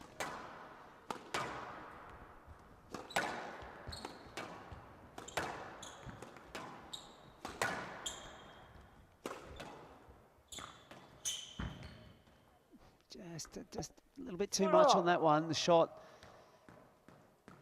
if it was perfect, you know, it could come out as a winner. And this is the way that we can see that Murphy is going to try to raise the stakes if Sobhy leaves it short. And Murphy's very, very clever, knowing that Sobhy, if she has to change direction, that is definitely an area that she can expose, like now. And she's done it again. Hand out. Had to be as quick as that from Murphy. But look at the look on her face there. She was just, the eyes lit up, and she knows that she's not allowing Sobhy, when she just gets her slightly either off balance or there's a bit exposed, like here, she's onto it in a flash. Oh, this is good squash. This is very attacking and great sense of where to put the ball at the right moment.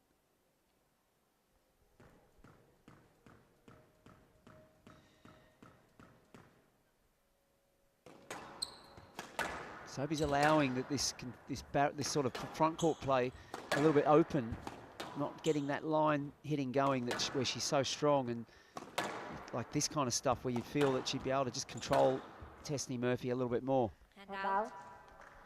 5-6. Yeah, she adapted well there. The ball just coming down the middle, tight to the body.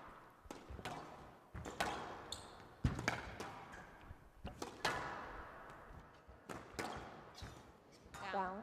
And she'd be disappointed with that. It was 7-5.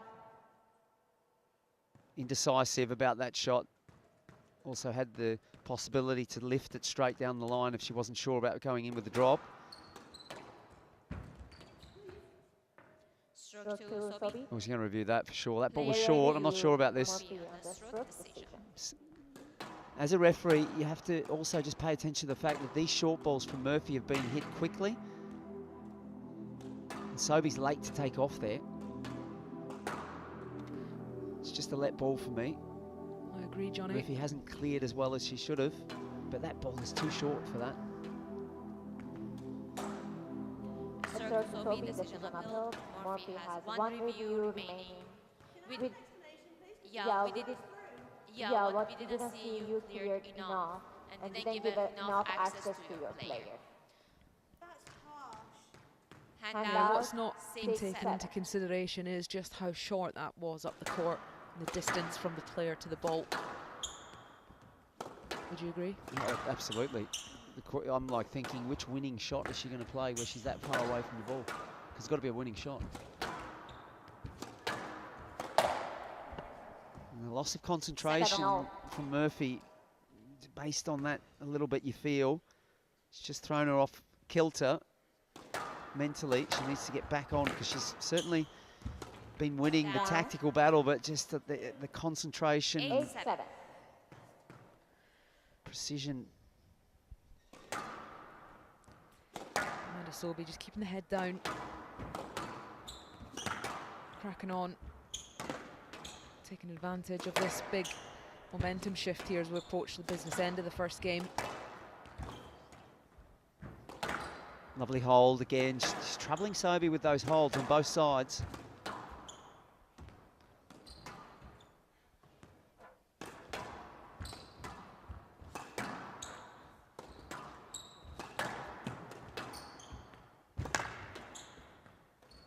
Oh, just complete dominance there that for about 10 shots.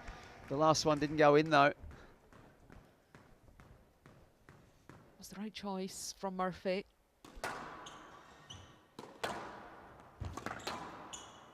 Hanging tough, really tough here. Sobhy being stingy as well.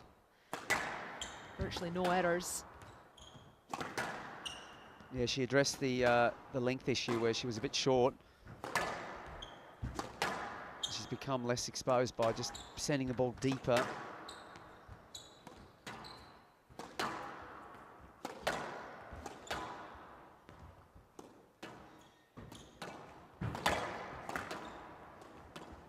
Very nice finish from Murphy. Handball. 8-9.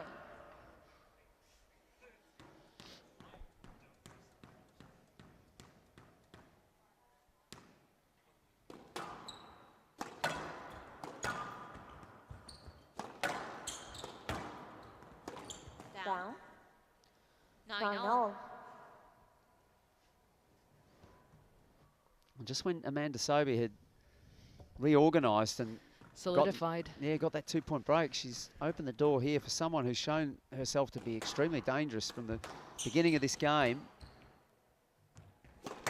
What to like about the way Murphy is playing here, Lisa, is oh yes, oh, that is brutal, isn't it? I mean, couldn't even get my words out. And she's just look Aussie, at this is the Aussie trickle played in a different stratosphere. I think it's the Sobhy trickle now. Game ball for Amanda Sobhy.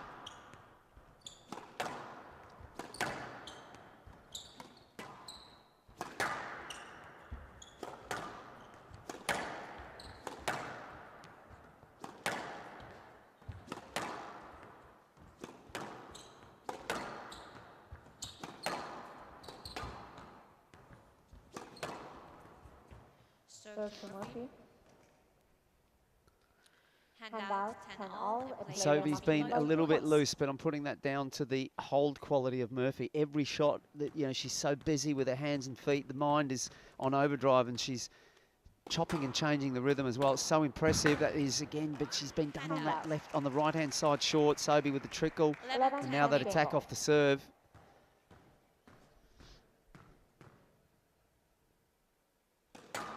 Second game ball for the American.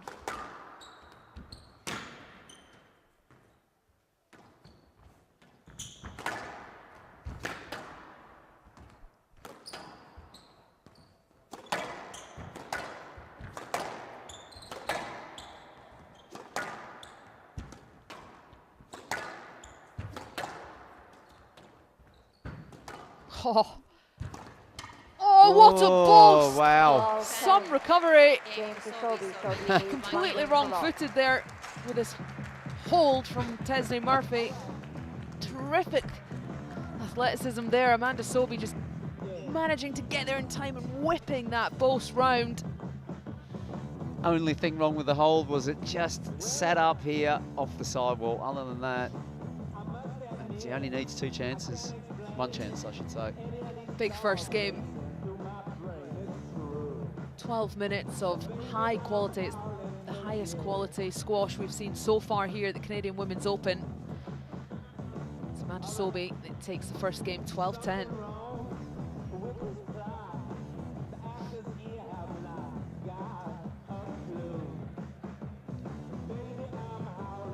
Relief there for the American, getting that one over the line. Yeah, it was just a whole bunch of experience and just grittiness, it's a bit, determination at the end of the game. And a bit of bravery as well on those shots front right. I felt that was the difference. If Sobhy doesn't hit those, she doesn't win that game. The boast as well. But tactically, I would say that Murphy had her nose in front the whole way. The question is whether or not she can come out now and do that, continue to do that, because you would expect that Sobhy has had 2 minutes to think about her line play, which was a little bit sort of missing that Sobhy accuracy that we're accustomed to. Nobody in the corner for Amanda Sobhy, but that won't be an issue for her.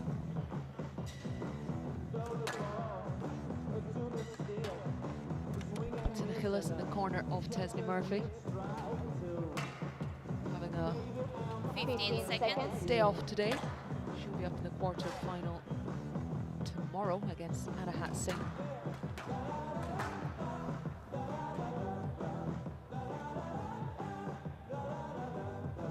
Sobhy leads 1 game to love.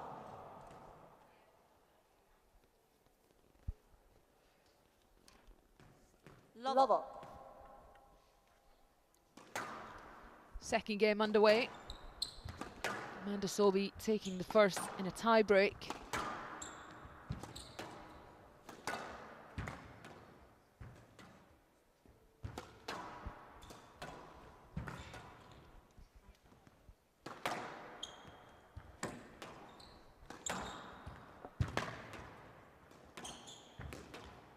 Lovely lift. Ball was tight. Murphy just used the frame to get it back. Oh, that is soft. Well, the quality there from Murphy was she was on the defensive. She was that one that was getting stopped and started. But just had that presence of mind to sort of work her way through that, and then little opening, closed it down immediately. Well, the last match was Amina Orfi, and Johnny, you were talking about the foot speed of the Egyptian up there with Hani El Hamami, but a lovely example of quick feet and taking the ball early was Amanda Sobhy against Alicia Mead yesterday. Yeah, and the difference today is that she's just faced with a different player in the form of Murphy, who's stopping her movement with every bit of racket preparation, and that's why we're seeing Amanda Sobhy just slightly troubled. Even there, just having to double step her way out of that shot due to the initial hold. Oh, it's cheeky. Very cheeky. Yeah, lovely finish. Took a quick look. The position of Murphy on the court. Watch this here. Murphy is off there, so that had to be that good. Otherwise, he was coming back with interest in terms of deception and the re-attack. That's what I love about Murphy. She's re-attacking Sobhy's attacks. Down. 12.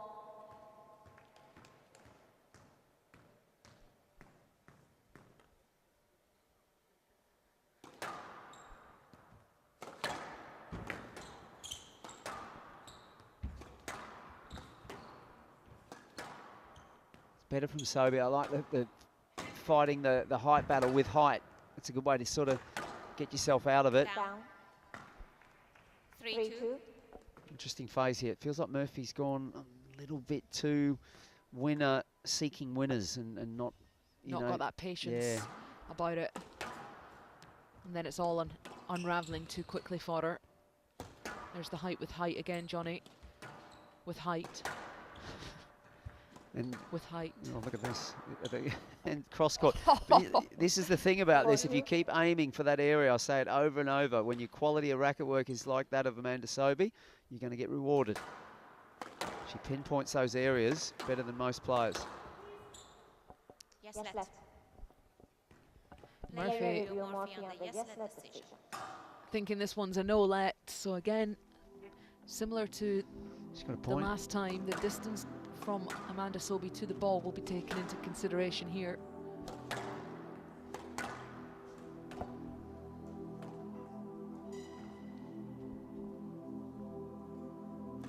Yes, Ledge. Decision upheld. Murphy has no review remaining.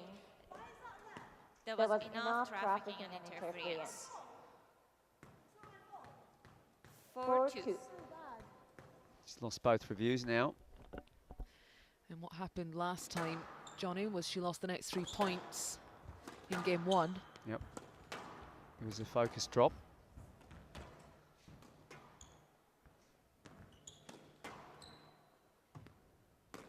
It's a really clever adjustment, game 1 to game 2, that height, isn't it, from Sobhy?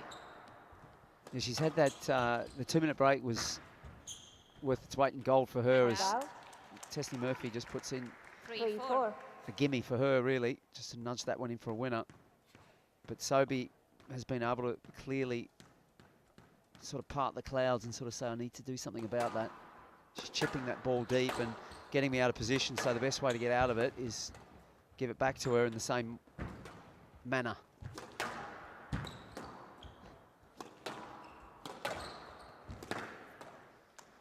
For all.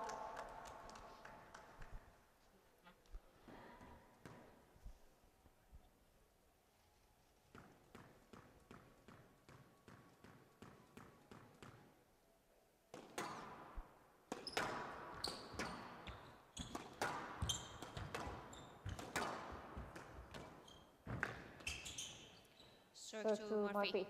Good hustle, and it's all coming from this 5-4. shifting that play over to the Left left-handed, cross. deep on the backhand. She's using height, and she's just continuously asking questions of Sobhy's defensive qualities out of that area. Sobhy needs to punch the odd one straight and hard as well, I feel, just to mix it up. 6-4. Good phase for Murphy.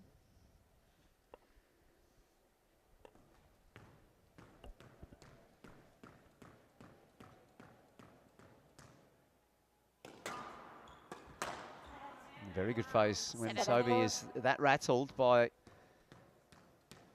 the way that she has just been a bit outfoxed here by Murphy as well. Oh, that's frustrating because she's really, in a, like you said, 5-7. Lisa, momentum is huge in her favour here.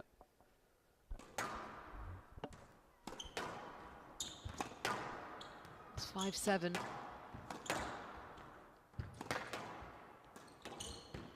No less.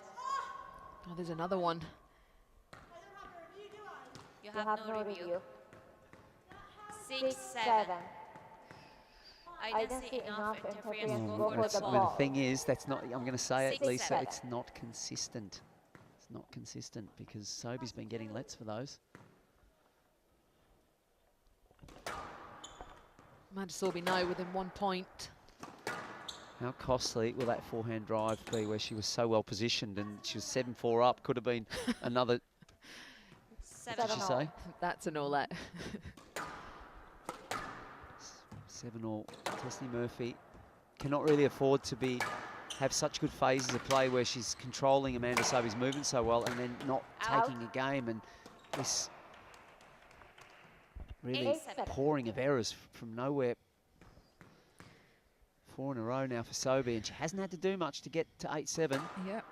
Again, a little bit of a focus drop-off from Murphy after the no-let, I feel. Similar pattern to the first. Sobhy just knuckling down, continuing the hustle.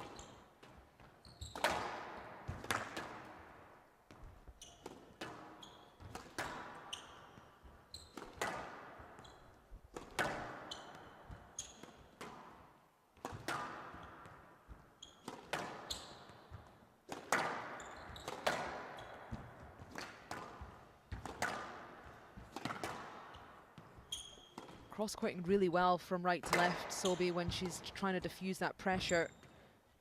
Oh, that's a lovely. It was so important that it touched the floor first. 9-7. Didn't come out into the middle of the court. Just did enough, but she tried to play that shot a couple of times and she hit the 10. But when it matters most, at the back end of the second game now, Sobhy's getting it right, and that is another width that's rewarded. Just all the hours of practice and training, Lisa. Certainly is, and 3 game balls for a 2-love lead.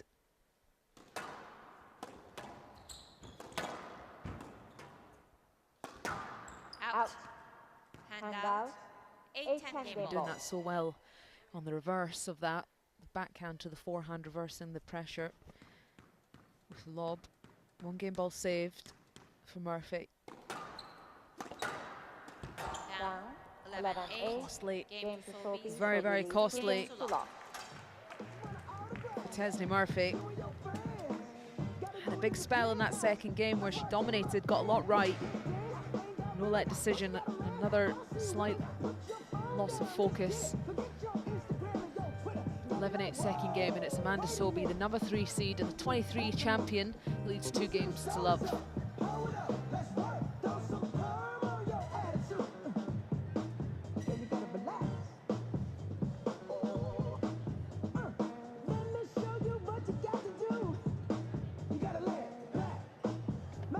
Seven, 4, and the 5 points on the trot, it was the construction and the way that she was putting it together. Lisa, she was holding the ball so well, which we saw right from the beginning.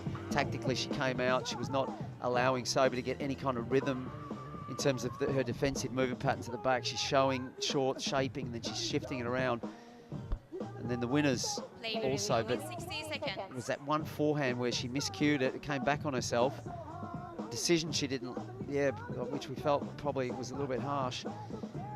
And then again, the wheels fell off, unfortunately for Murphy, but there's so much to like about what she's done in the first 2 games. Can she put that to the side, reset, and continue to do it, and just do it that little bit better? I've lost count. That, and I just don't know the amount of times that Tesney Murphy has come back from 2 games to love down. Play will resume in 30 seconds. So let's see what she's got.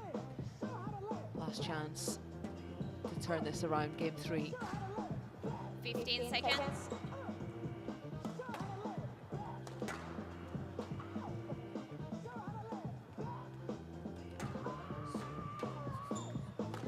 Sobhy leads 2 games to love.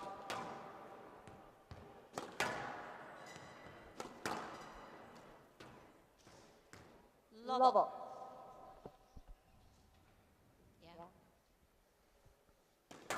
And we're in, 3rd game.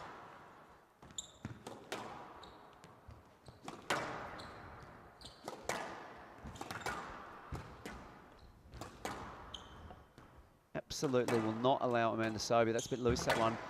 No chance that she can get 2 or 3 shots on that forehand side, not even there.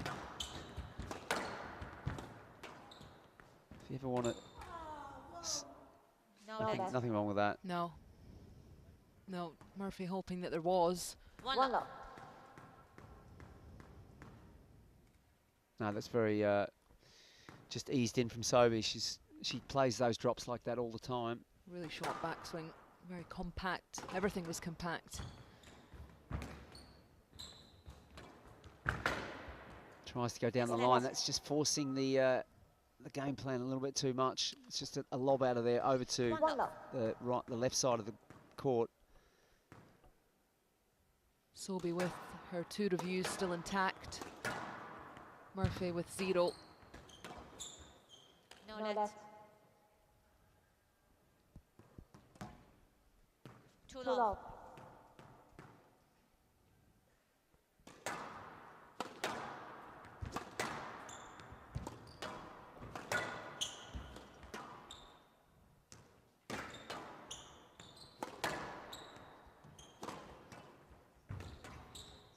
Out. 3 love.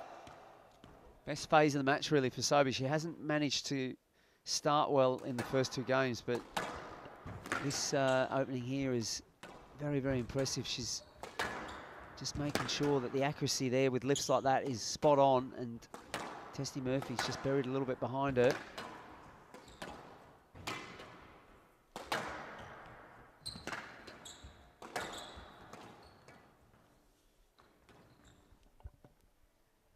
Yes, left. There it goes, the review for Amanda Sobhy. First one of this match. This is a stroke. This is a clear stroke for me, Johnny. Yeah, the ball's diagonally coming back towards Tessnie Murphy's feet. It doesn't matter that it's a little bit short, it's just not a good enough quality.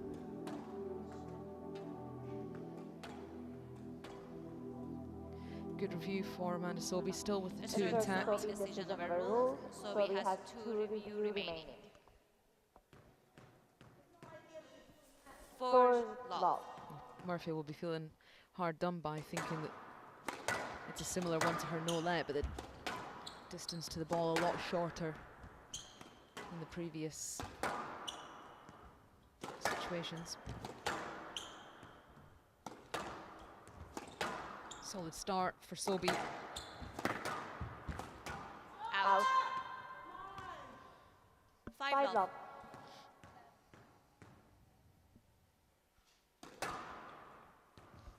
And the problem that Murphy has now is there needs to be, behind the game plan, there also has to be some really solid defense out of these tight situations at the back, which would require a massive physical push as well, because Sobhy's just found her range a bit better in this game. Striking her targets better than what she did in the first 2. Lovely little fake there from Murphy before she puts it cross court. 1-6.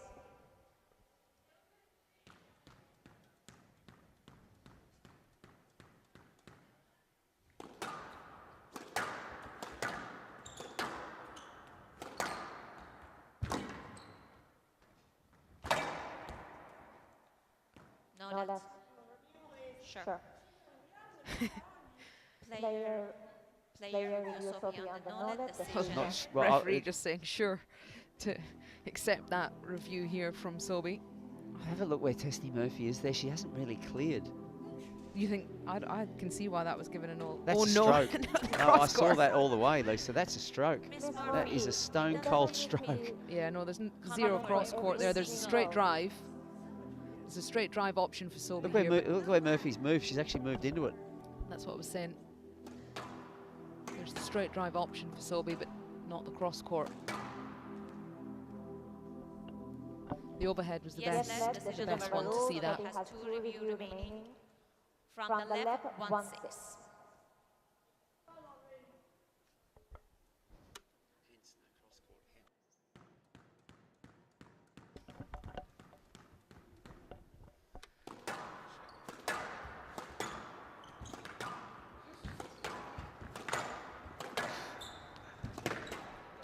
Out.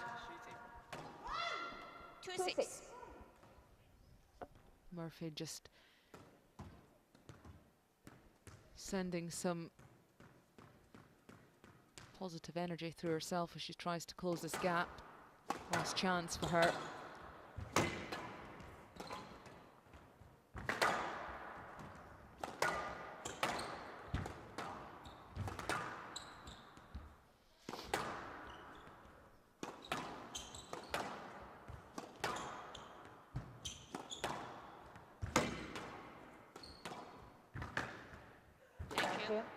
Fair from Sobhy. She just checked out of that rally 3-6. before Murphy put the shot down the line.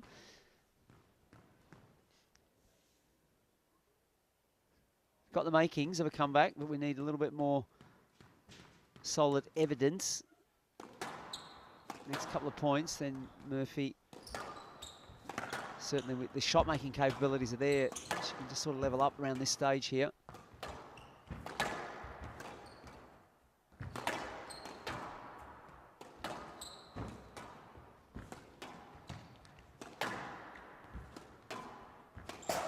And that helps as that well. will definitely help this cause of Murphy. Right cross. Rare error, you have to say, from Sobhy. 4-6. She did this in game 1 and 2, but Murphy was not able to then capitalise on those chances when they were there. She ended up, it was a decision maybe, or she made an error herself. Barring end of game one, of course, we had those two extreme sort of winners from Sobhy, which came in to save the day at the last second. That combination, we saw that early in game one, taking it in short and then hurrying onto the next one, showing that straight ball and then whipping it across. So I said, Lisa, there we are. We're at 5-6. We are. I feel like Murphy needs to use the hold drop. You've hardly seen it so far. Well, it came in gold for our game ball in the first, that forehand boast. Incredibly short backswing, can hit anything really from that position, Sobhy. Much needed point for the American, now with a 2-point cushion.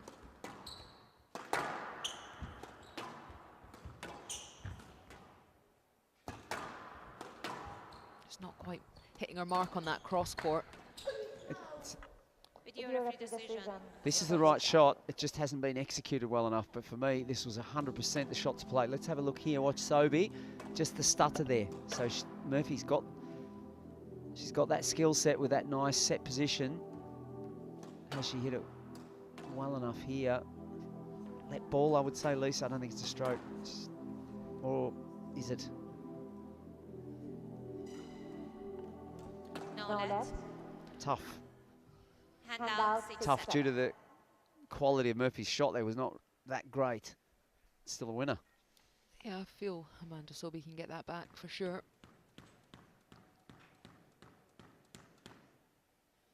How can she respond? That's what I mean about these drops. This is the time to use them now. If she managed to get out of that, she was down 6 love. And here we are at 7-all.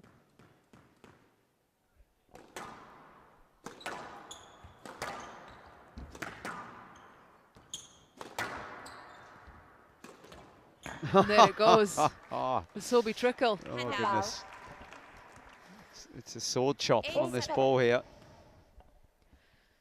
Brings it out at the right time. Doesn't overuse it.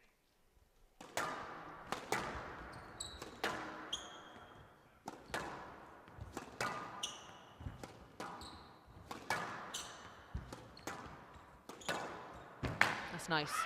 Put in with a bit of bite. 9-7. Just like that, she's back in control this third game.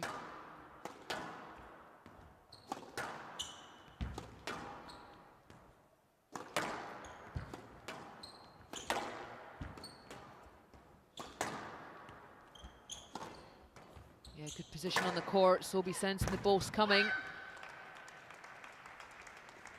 10-7, match ball. Match ball.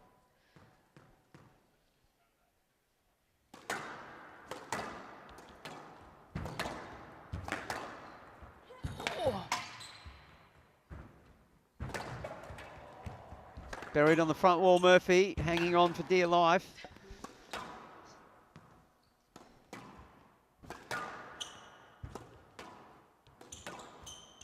Oh, strong positioning there. Murphy bounces off the very strong frame of Sobhy. Bounces out of this match. 12, 10, 11, 8, 11, 7. Yeah, a lovely business end for Amanda Sobhy. A game with a lot of momentum shifts there. 12 minutes for the third game, and it's 36 minutes in total. Amanda Sobhy is through to the semi-final. Amanda, you're playing Amina Orfi tomorrow for the third time, or for the fourth time. Yeah, you're 3-0 in those matches. She's fresh off of a pretty big tournament at the U.S. Open this past week. What goes into preparing for that match, and how does your day off look like tomorrow? You know, I'm just gonna enjoy disengage a little bit tomorrow, hang out with my host fam, who's awesome. But yeah, I mean, Amina's been crushing it this season. She's a force. When we played 2 years ago, you know, all the pressure was on me. She was up and coming, and now I'm the underdog, and she's the one with all the pressure on her. So yeah, I haven't played her in a while, and I'm looking forward to it. Nice, I see how you did that. Okay, here's a bit of a different question. If you had to go to a deserted island and take any of your squash strokes with you, which one would it be and why? I mean, I guess my forehand cross-court nick, because it's my best shot, but is there a shot that's gonna like, you know, get help or something, like a lob? If I like throw up a high enough lob, is that gonna like get any attention? But no, I'm gonna do a cross-court nick. Well, talk to me about that hard trickle boast that you hit twice today. I don't know if it's a doubles thing or if it's just, maybe we should call it the Sobhy. No, I love a bit of hardball doubles, and I'm sure everyone here who plays can appreciate that shot. But yeah, it's fun. Playing hardball doubles is a lot of fun. I don't get to do it as much down in Florida, but I grew up doing it, and you know, I try and whatever sneaky shots I can hit, I try and bring it onto the singles court. Well, it caught her by surprise twice today. Look forward to seeing more of those in the tournament, and good luck as you move on. Enjoy your day off. Ladies and gentlemen, Amanda Sobhy. The winner in 23, the finalist in 24. Stay tuned, we have one more What's match. left in store, the Canadian Women's Open for Amanda Sobhy. We'll see in 2 days' time. One match left for this evening's play. Back to the men's draw, the Toronto Athletic Club Open. It's a copper event on the PSA Squash Tour. We've got Perry Malik of England taking on Mustafa Elsirty of Egypt. We'll see you very shortly.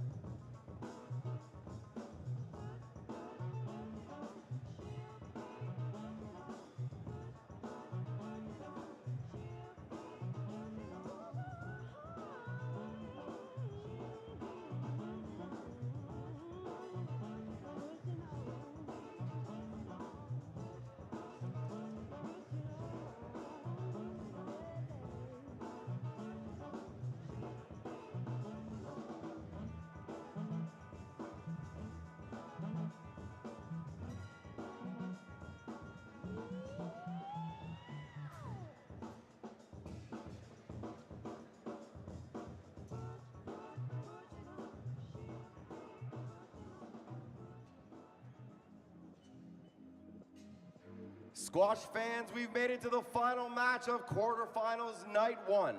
For those of you that don't know, a PSA match tournament has been held at the TAC all week. They've now made it to the Jonathan Power glass court in front of you. Tonight's matchup from England with 81 total PSA victories under his belt, current number 86 in the world, Perry Malik. And his opponent for the night with 162 PSA Tour wins, current number 41 in the world, from Egypt, Mustafa Elsirty.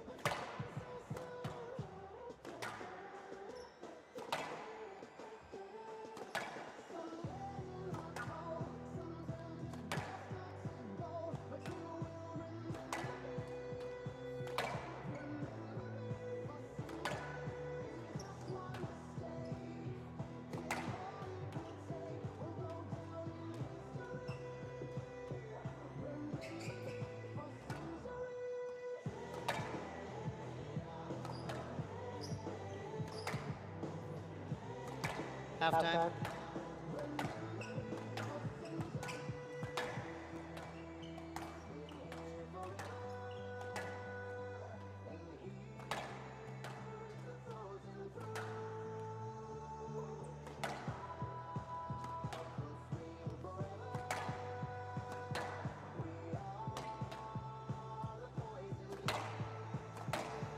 Last match, Squash TV viewers. It's the second men's quarterfinal tonight in part one of the quarters. Toronto Athletic Club Open. And it's Perry Malik up against Mustafa Elsirty, the number 4 seed.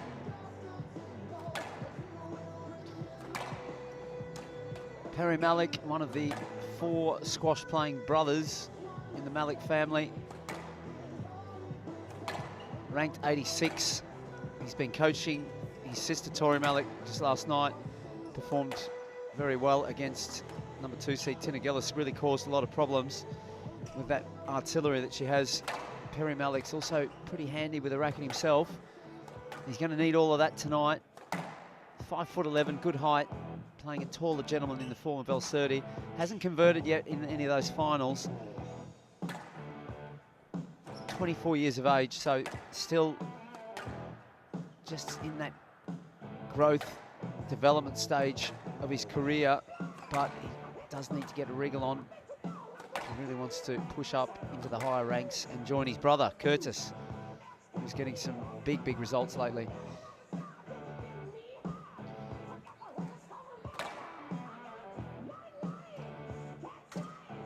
Mustafa Elsirty, 41 years of age. 41 years of age, that would be amazing if he would be 41 years of age and ranked 41. But he's only 24. And he's trying to get back to that 22 ranking in the world that he was at a few years ago. He's been 7 years on tour.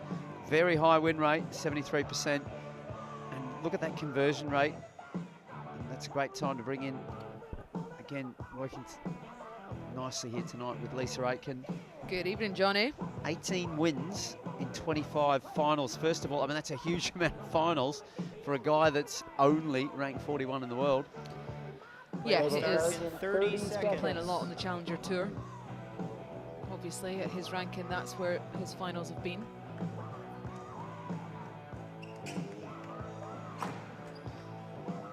Here he's runner-up in the World They will Junior start Champs 15 seconds. against Mustafa Asal. Looks a lot like him dressed here as donning one of his outfits.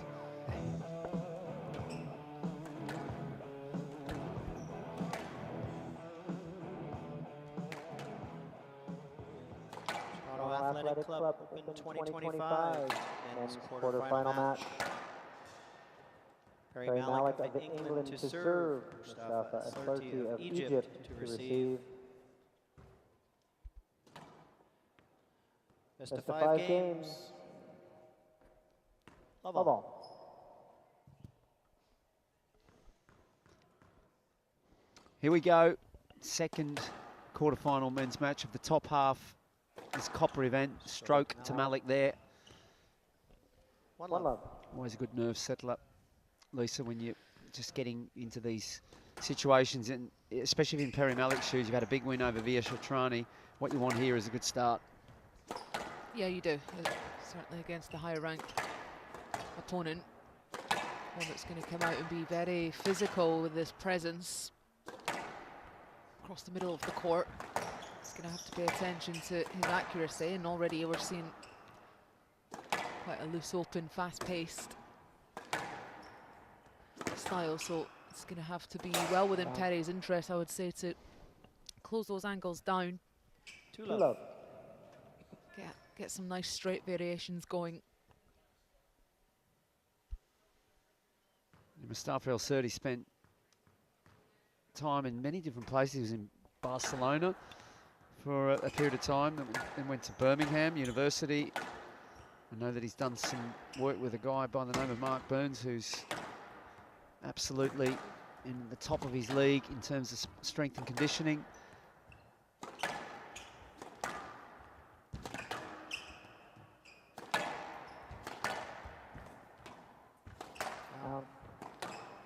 You only have to watch the way that Elsirty moves across that tee for such a big guy. Floats almost very easily.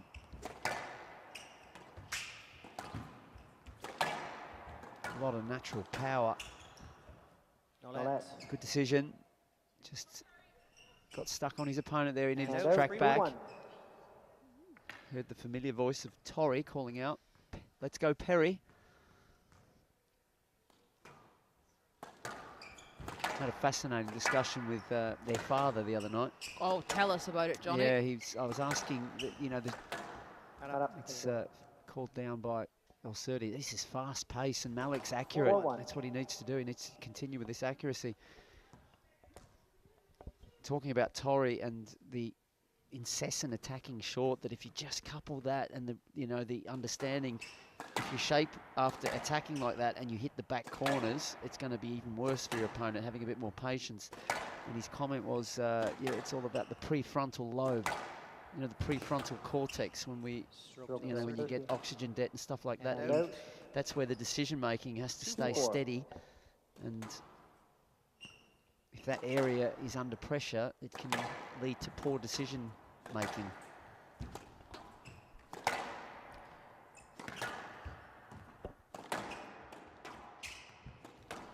And then you add in what we're blessed with is a whole bunch of hormones and emotion in there as well.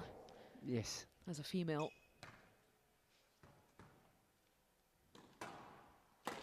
Clouding that cortex even further.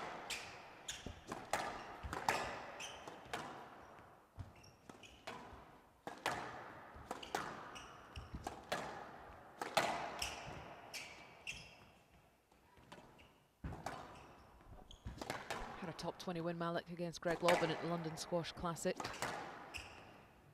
Got an outing on the glass court, losing out to Yusuf Ibrahim. Oh, that's lovely. He's Yeah. It's okay. nothing to watch there. Sorry? Ball's in the middle of the court. No, we're good with everything. Yep. Ball hit the corner and came diagonally And back through the middle. 5-3. I think there's just, I would say, just like there's no comment really. He's hit a perfect backhand drop. He had to move backwards to play it.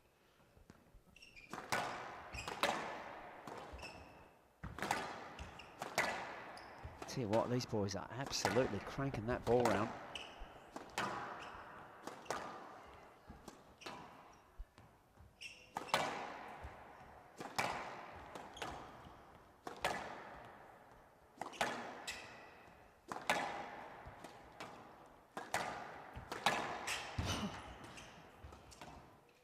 Elsirty just losing his footing, but that's a lovely straight lift to defend.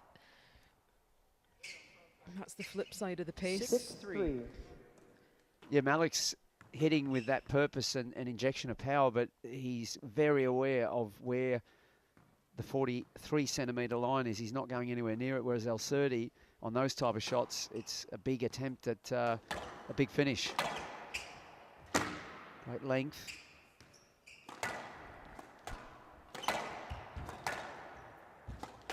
But what I like about this tactic from Malik as well is by hitting down on the ball and quite severe, he's not giving Elsirty the chance to use that big lunge and that big power that he has around the front.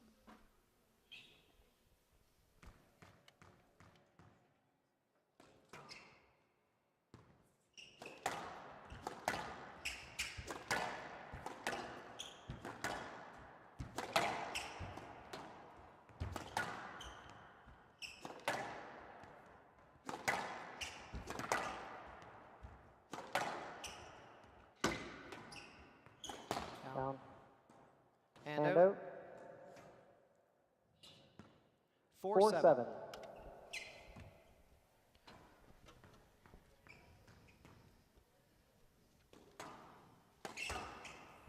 Very high skill level, Teddy Malik.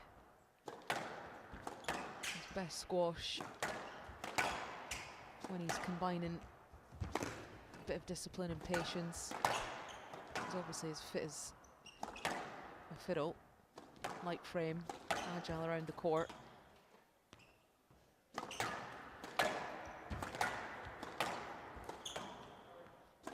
That's let. Contact Quite heavy contact there. Wasn't much deviation there. Okay. Yeah. Just takes the decision on the chin and moves on. That's the right way to go about it, because Right this box. method that he's using, very pacey play, even with that short backswing, he's generating a lot of racket head speed, Malik, controlling it nicely. There's another tin, and it's almost at the bottom of the tin, that one.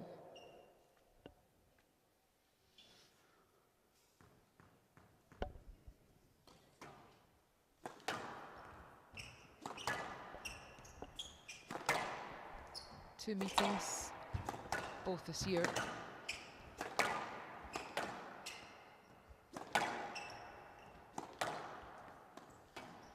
One in Edinburgh, Johnny. You been to Edinburgh? No, I've been to Perth. On the Scottish Open? Yeah, East Coast, Aberdeen, British Open many years ago. Peter Nicol won that one in Perth. He gave me his racket. I was on the front row. I'm pretty sure Paul Price played the guitar. There's some entertainment. That could well be.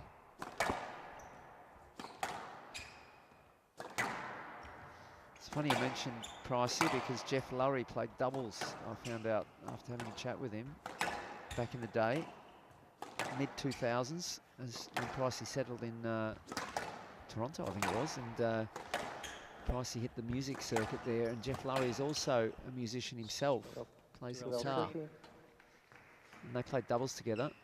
And out. Jeff Lurry 5-8. said it was quite clear. He said that his contribution was much less in the minority stakes in terms of the way points were won, that's for sure. Pricey, tremendous ball striking skills. Oh, goodness me. He has whipped that down the line, but there was no danger. He was well aware of where Malik was. Yes, let. Player review, Malik. It's interesting, Malik's decided to go for the review. He just wants to ask that question you can feel about Elsirty's movement there. Is he sitting too much on Malik there? Should he go forward and play that? Well, no one better to take a look at this than Andrea Santamaria in the video referee seat. Perry Malik, I think he's trying to drop back. If you watch that carefully, I really feel that Perry Malik is trying to drop back and he can't, because the hand stops him, and that's a great decision. Yeah, he's held in. No let. Decision overruled. Malik has 2 reviews remaining. We see so often Mustafa Salah actually getting penalised with a no let there, just holding the player in, hand on the back. Yeah, that's a good overall, I feel there, from video ref Andrea Santamaria.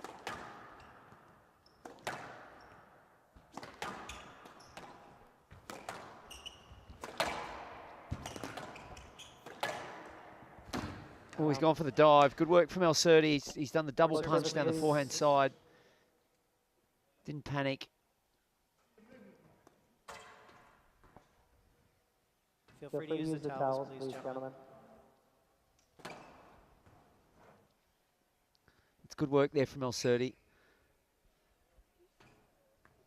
He could have tried to perhaps even make more of the situation with Malik just sitting in that swing area, but that's the best way to do it, is take the quick option and play the ball. The short kill, or the longer kill in that case, did the job. 6-9. It's taken Elsirty a good 10 minutes to settle into this, but you do feel that he's just gradually finding his feet and getting better lengths like this. 7-9.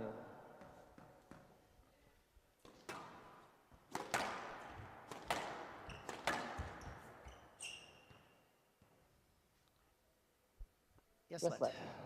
He took his time there, didn't he? Oh, the central ref decision is getting a review as well.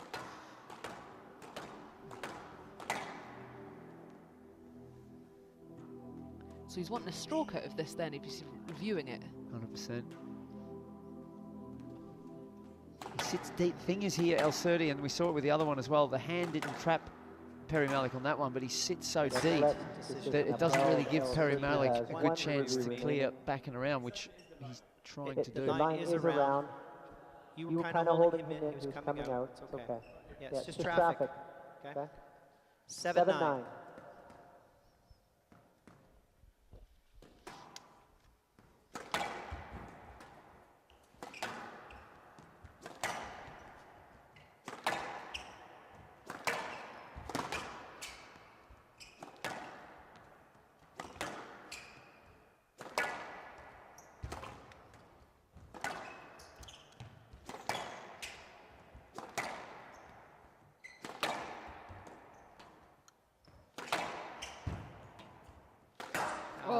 had a feeling he was going to go for it. 8-9.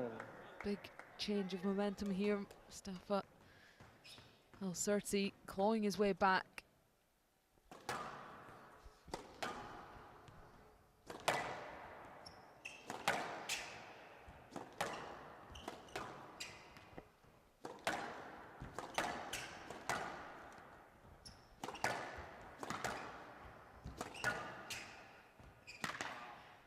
That's a lovely bounce. And out.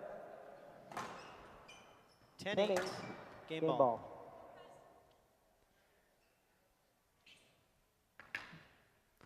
A much needed point for Perry Malik.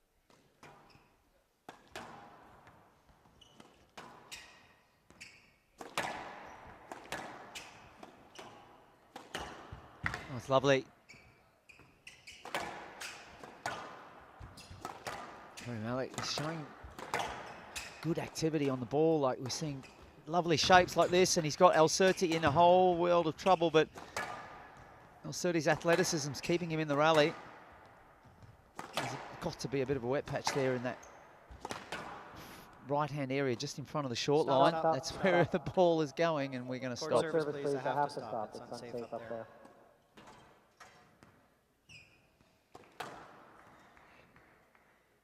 Just see the chest of Perry Malik there as he walked forward. It was heaving, and I'm not surprised because the pace has been heavy. There's been heavy balls hit all the time, right from Lovell in this game. Right box. But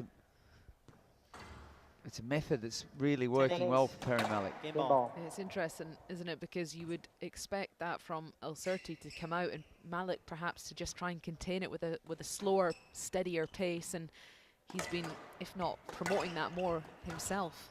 He's held the middle of the court really well. Player review Malik on the yes let decision. I think this will just stay a let ball. I think it's a bit of a hot-headed, I don't know. He clears well there. Let's see the front view here. This is critical here. Oh, yeah, maybe still in He probably would have been better off just letting this one slide and even not worrying about it, especially because he's 10-8 up. I feel that he's had the better run of play in the last two rallies, also Perry Malik. Because now we've had a break. There'll be a reset after this. Cannot imagine that that's going to get overturned. This one's the best, isn't it? The only thing is he didn't actually touch him on the way through. If he brushed him on the way through, then there'd be interference, but there was none. Well, the quick legs scamper out of the view, benefiting Malik there. Malik leads 1 game to love. Well, he's a little bit more switched on than I am. I thought that maybe that'd be a let, but Perry Malik, just a very shrewd review there. I can't get it out, but he did it well to wrap that game up at 9-8. The threat of Elsirty getting back in was there, but he snuffed it out, and now he leads 1 game to love.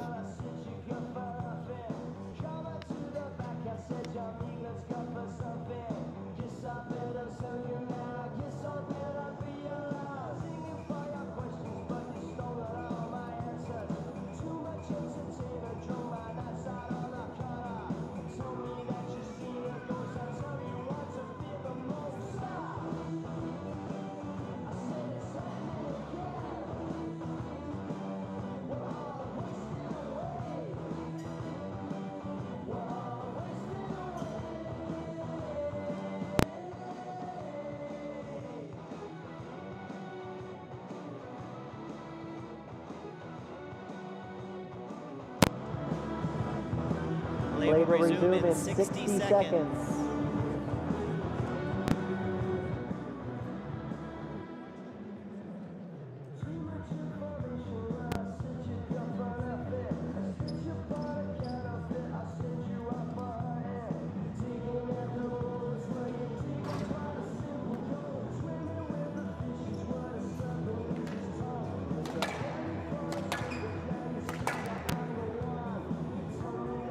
Play will resume in 30 seconds.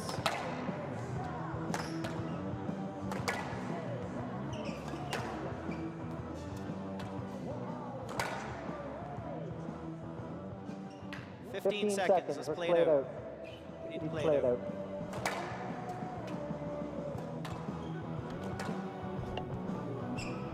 Both players back onto court and ready to go.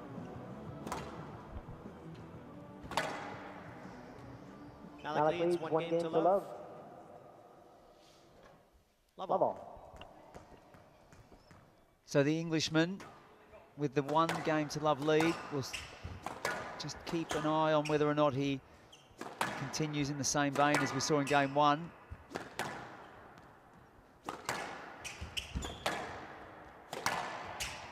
Forehand in the mid-court of that area there, he's really troubling Elsirty. You'd think that Elsirty, with that power that he has and quite known for being strong on the forehand, he's getting out hit in that area, but it's the accuracy with which Perry Malik's hitting. Yeah, he's getting out hit everywhere, really, and out positioned as well. Malik did a really good job in the first game of just holding that central position, forcing Elsirty to sit quite deep. And the ball softens off. Imagine some front court action to come in.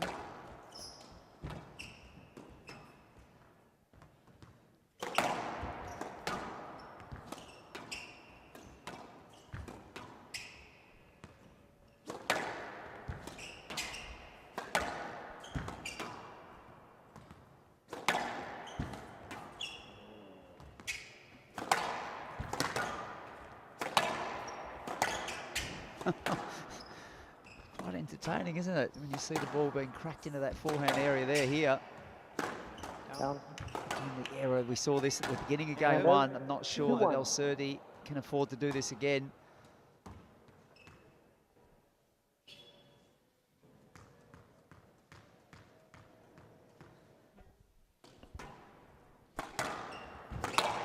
Oh, what a shot. Wow. That is an arrow down the line. It was one of them in the first game as well. 3-1. It's an absolute rocket. And he's hit it and let the body weight go through the ball as well. Difficult when you're facing square up to the front wall like that.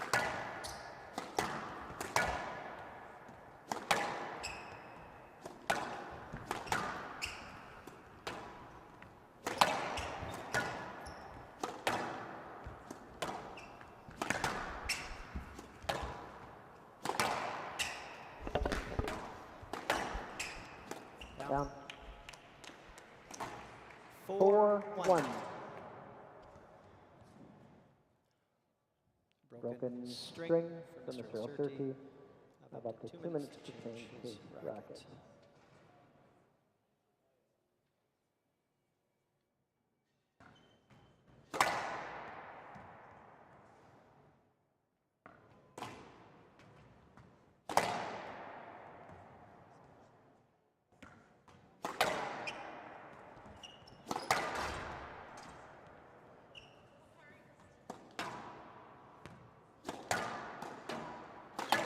Four one.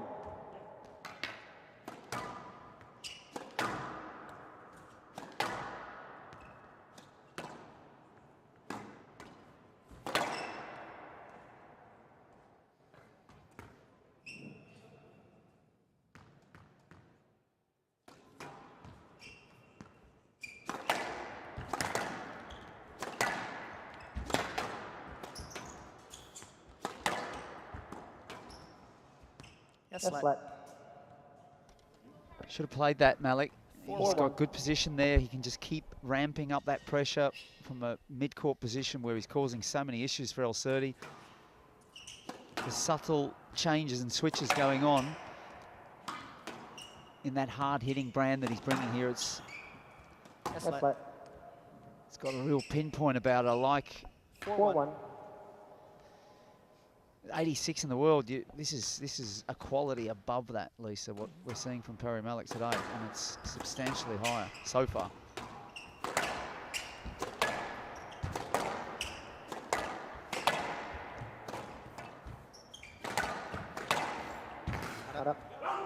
Well, the guttural roar comes out from the Egyptian, known for that.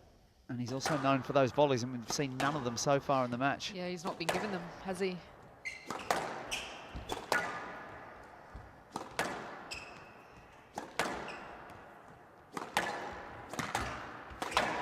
shot again, just lovely line on those shots from Curtis Malik, but he had to applaud that one because came back even quicker.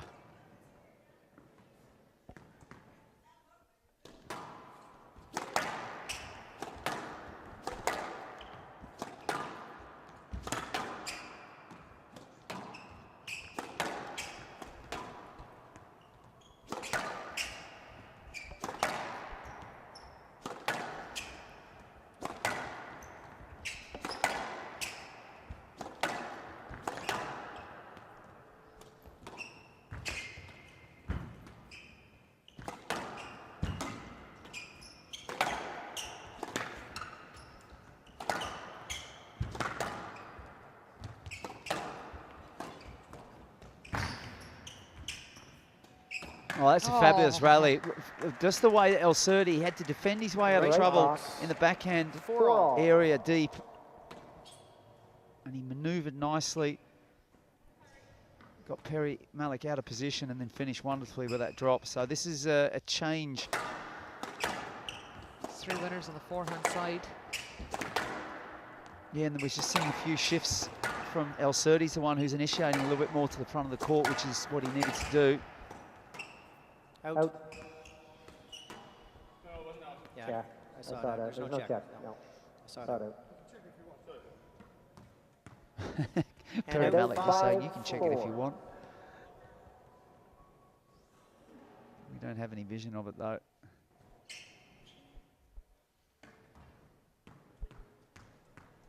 Just feels like Perry Malik, he needed that swing back his way from these last few points, because Elsirty was just building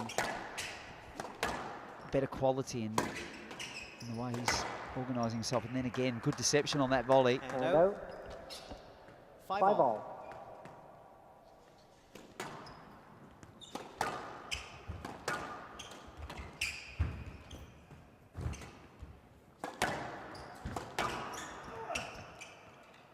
Yes, let.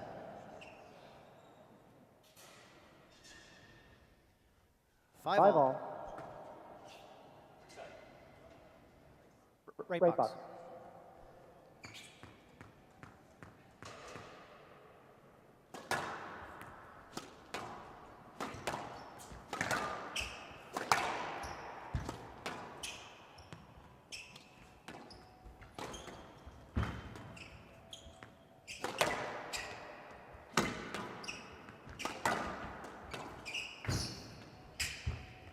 Oh, it's lovely.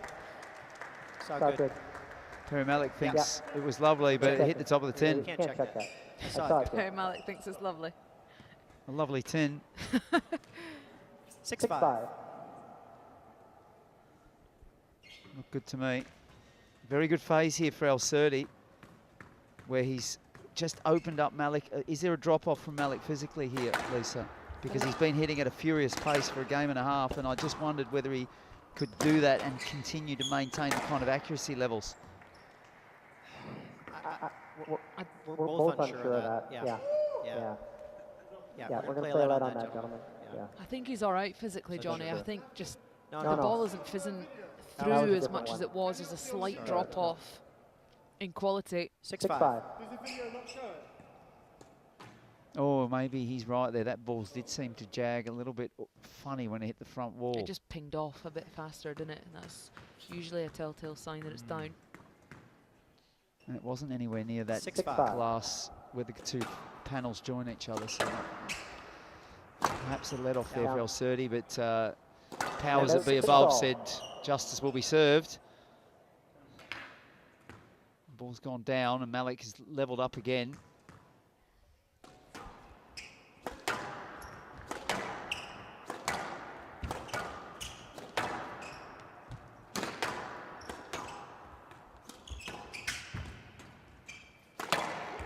Oh, what an absolute zinger that is.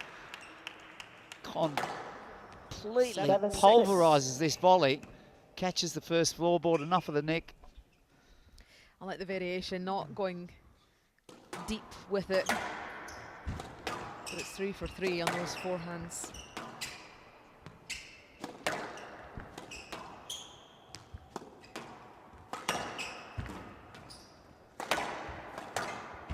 This is the position. Certainly just hustling him a step in front, but big quality being on display here. That's a wonderful finish there from Elsirty, backing up the backhand volley, which was tight and gripping. 7-all. And just easing that one in. I say easing by his standards.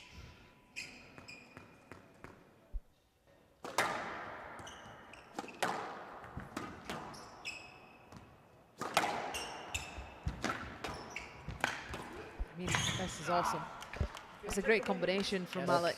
We're watching the movement. And I think that type of hitting, Johnny, that he wants to do, Court service, please. as the ball softens, it's going to stay even shorter. If you can get the ball through. That's not excessive, don't you think? Let's have a look here. What? He stepped back off his shot, but his trailing leg We're watching, yes. We will watch. didn't change its position.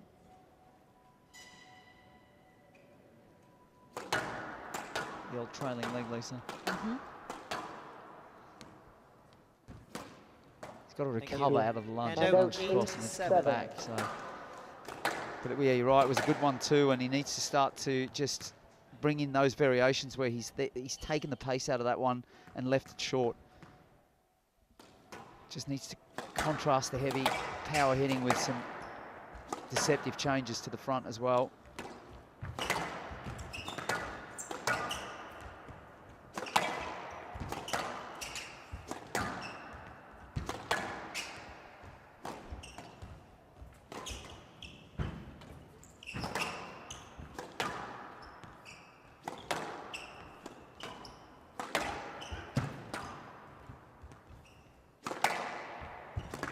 He really thumps that forehand, doesn't he?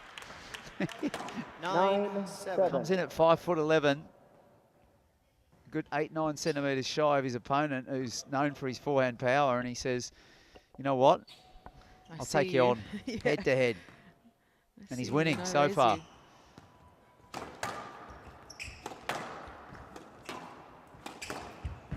That's nice. What a face this is. I mean, he's hit scintillating winner, starting with that forehand arrow that down the forehand volley, and now we had the backhand short. It's just 4 in a row where he's come up with some real quality to get that game. 3 game balls now for Perry Malik. Wow, what a finish. He's just switched it around. Elsirty is frustrated by a few issues.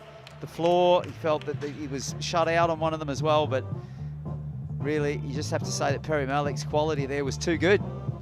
He got challenged, and he found a way to come back at Elsirty, and he now leads 2 games to love.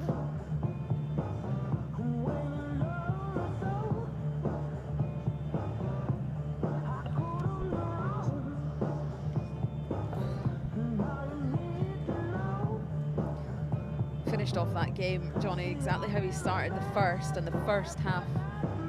The second game, a slight, if we're being ultra critical, a slight drop off from him there.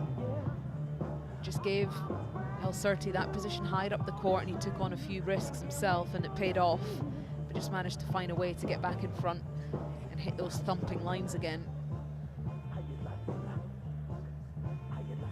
Tell you what, these two sitting in the corner, Perry Malik, they've got a lot in common about the way they like to attack the front of the court with these low kills, in 60 seconds. punishing volleys, and aggressive style. I mean, his style is not too dissimilar to his sister's. Yeah, perhaps an insight there as to the training regime. A lot of CNS training goes on, central nervous system. I've spoken to Curtis about that quite a bit. Tell us a bit about it. Well, there's a lot of plyometrics. Play will resume in 30 seconds. Stuff with that exaggeration of delay and then power, you know. And that, when you look at the way that Perry, that he prepares, it's like a soft preparation and the unleashing of the power, exploding into his shots. He's doing it fantastically well so far. Same as well with the split step, isn't it? The way he slows down, recovery off the ball. Malik leads 2 games to love. Off he goes. The ball has not been warmed up either, so this ball, which is getting softer in the cooler conditions of the night here.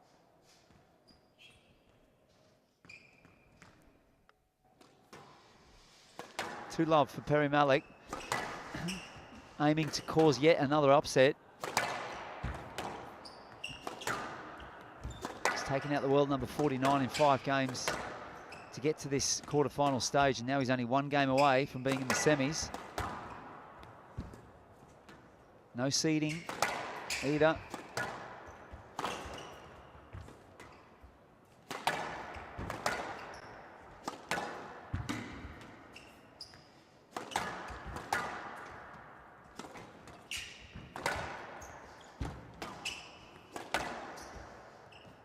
Stroke to Malik.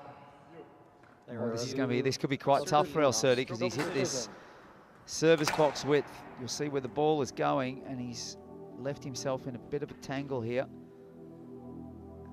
Let's see from the front court whether or not Malik's got space here for the swing. I would say no.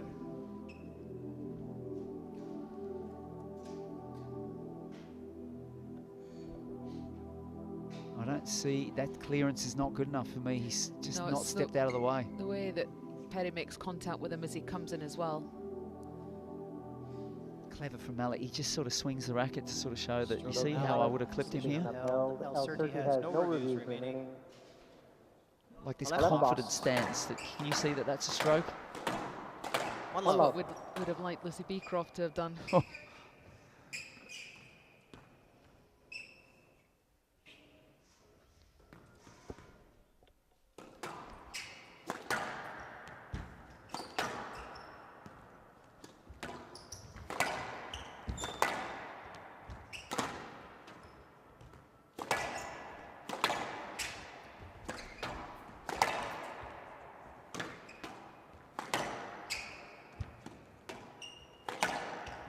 Great line work here.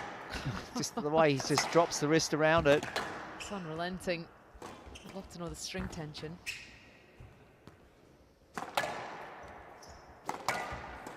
Oh, he's just fed it onto the racket there. Elsirty was just shuffling across nicely. Needs to do a bit more of this. It's almost like you almost want to let Perry Malik sort of, you know, hit himself out a little bit. And try to work off that across that short line and use the tremendous power of that frame to get onto those volleys and look for the straight kill option. Down. That is a perfect execution of a straight kill. And out. 2-1. Relentless. Time after time, asking Elsirty to dig the ball up.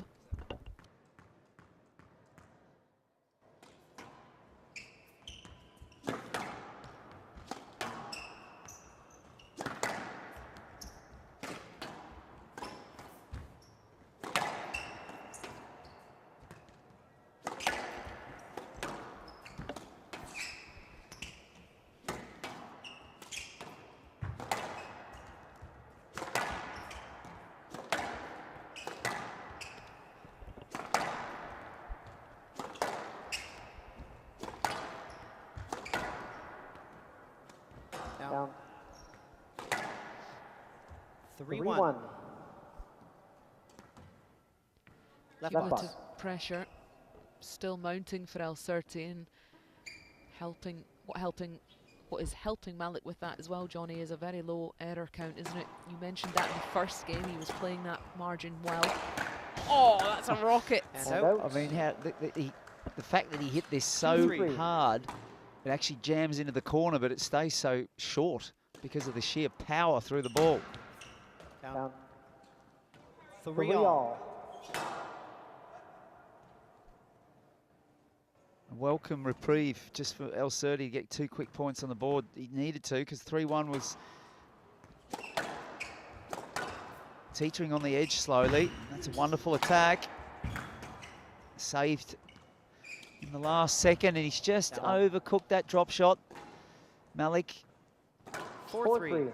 Starting to feel the tension a little bit. Bringing in the soft drop now, though, and I don't think that's a bad idea. most part, he's been pushing that tee position of Elsirty back with a relentless pace. Just got to earn the position on that backhand. He's got to make sure that it's not from... That's going to be another stroke. Elsirty's having his own issues here. Just to stay clean with his hitting. Too many cheap points being gift-wrapped over to Curtis. Of course, Curtis. Hello, Curtis. It's your brother, Perry. That can happen very easily. Heston and Bailey.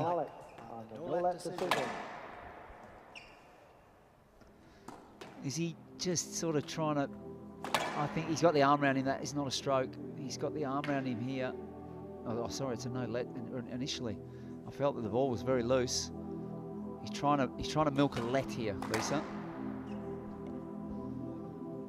I think he's trying to milk a stroke, actually. It's not a stroke because he comes in with the left arm, so if he didn't do that, he would have been able to play the ball. And that's why the no-let has been upheld. No-let decision upheld. Malik has one review remaining. Good decision, that. Hand out. Reffing's been good, really just making sure that players... I saw Elsirty earlier in game 1. He was asked to go and play the ball. Now Perry Malik's been told the same thing. But it's been a really good match in that sense as well. It's going to be a stroke. Decision on the Elsirty appeal. Loose. Have to agree there with Mustafa. Where the ball's landed right at Perry Malik's feet.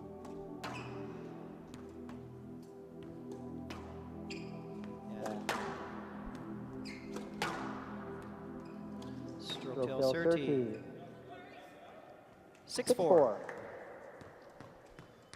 Feels like the first lead for Elsirty in a long time. And the focus levels of Perry Malik have just fallen away a little bit. He's not getting those lines going through the court. 7-4. The drop shot that went down earlier in this game, since then, he seems to be trying to win it rather than build pressure and actually force Elsirty to make some errors, which he did so well. I think he'll likely request a new ball if he's to lose this game. With that forehand of his, I would too.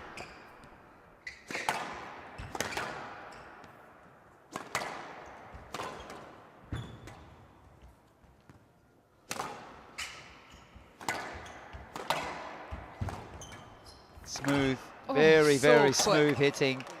We saw the whippiness of the forehand. 5-8. And have a look at this. Snap of the wrist on the backhand.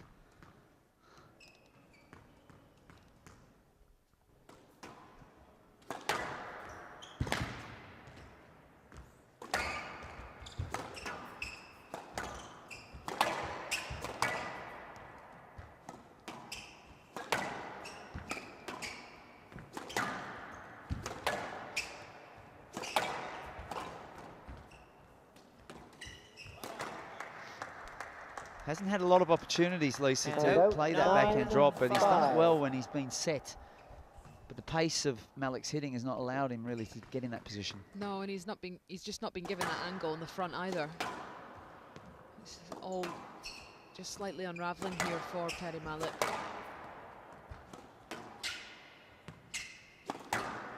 Much need of a reset. Down. 10-5. Game ball. This is a good comeback here from Mustafa Elsirty. He was under pressure, 3-1 down early in the game. And he's steadied things nicely, getting good set positions, and Perry Malik's just all in risk at the moment. Down. And out. 6-10. Game ball.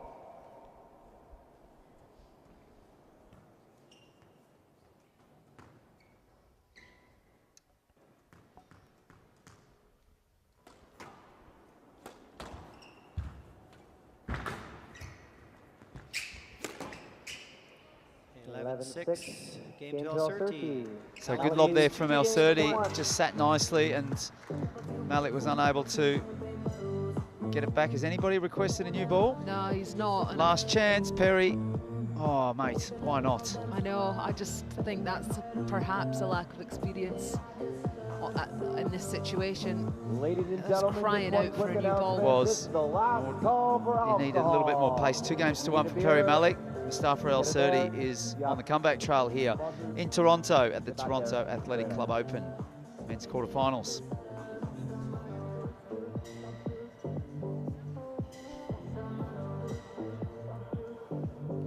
Well, it's been a match led mostly by the absolute penetrating length hitting from Perry Malik, the quick urgency to get onto the ball and be aggressive and attacking. Just dropped off slightly in quality there, and a few too many angles into the front. Elsirty coming in with some nice drops, tidying up the opportunities that he got given, the ball dropping off slightly, and Malik unable to adjust. And we thought perhaps maybe there would be a request of a new ball, but not the case. We're heading into the 4th game.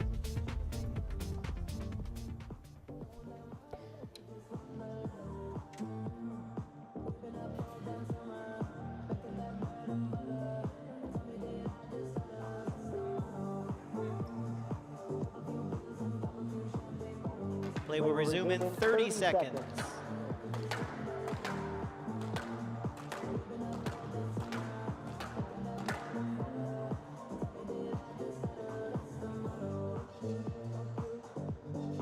Fifteen seconds.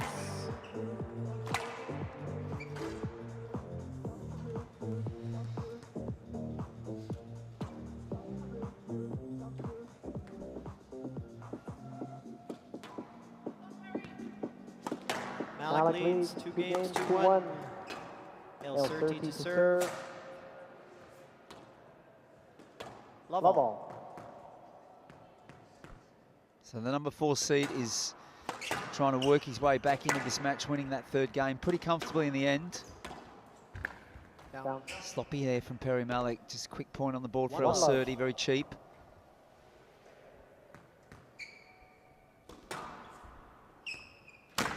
And another one. This is just in the same vein a little bit as what we saw throughout the final stages of game 3.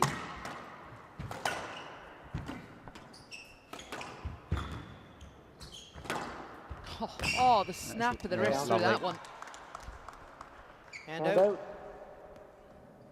1-2. Rolled over the top. Diego-esque almost, but I think Diego's aesthetics are just at a different level. To be honest, that's not taking anything away from that shot.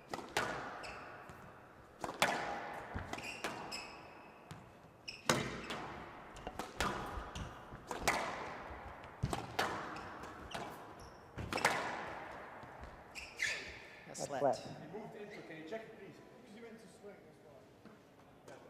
1-2.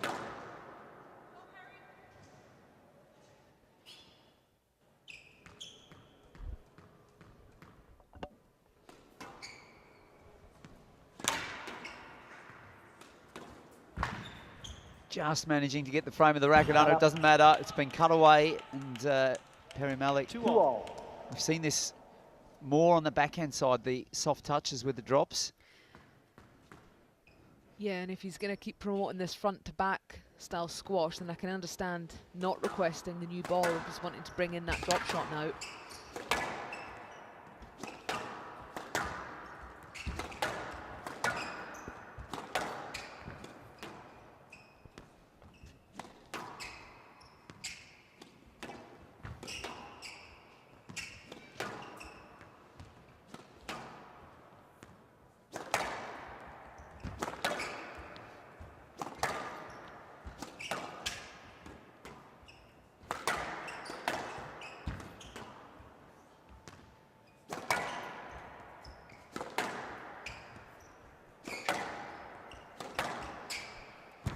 Great hold, sets it up nicely. There's that drop as well. This is great organisation from Malik. He started with 2 errors, really like gifts for Elsirty, and since then he's been inch perfect again with his length play and then getting good positions. He's earned those positions to play these shots. Tell you what. Tell me. Malik household must go through a fair amount of washing. I wonder if there's 2 washing machines. What about strings as well? And out 3-all.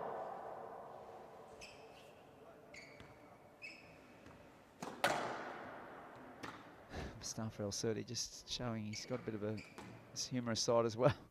Before it flew out of court, it was above the outer court line he was trying to indicate.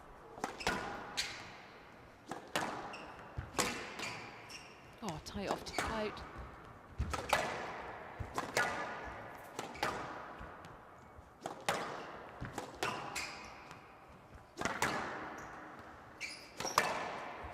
The ball softening off, that forehand not rocketing through like it used to, and I've been saying on air, but in my head and to you off air. Did you? How would I know what you say when if it's not in your head? Well, I'm about to tell you, and I did tell you off air as well, that I want to see some forehand drops from Malik come in. This is an option because Elsirty's, he's kind of reading that forehand drive now. Lovely change. We've seen him use the boast, but he also has been lifting out of that area, just punching it down the line, and Elsirty board it, hit hook, line, and sinker.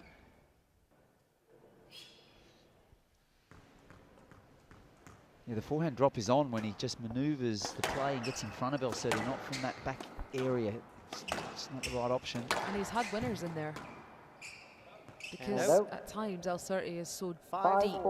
And if he's on that right-hand side, he is expecting Malik to go deep. Let's get back, back to the no request of a new ball. I'm wondering as we keep moving forward here, because Elsirty, that's another error just to it back in. Elsirty's starting to just get a bit more control around the mid right-hand area with his forehand volley drops and kills. Yeah, he's got more time because the ball's not coming through as quick. He's got more time to get set up to volley.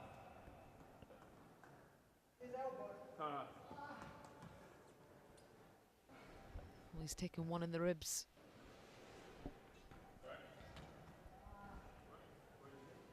Well, clearly Malik's, they don't feign stuff like this, so yeah, he did get that. It's just incidental. The elbow of Elsirty as he's coming back has just caught Malik. But I don't feel that Elsirty's, he's not put his arm out, he's not done anything wrong.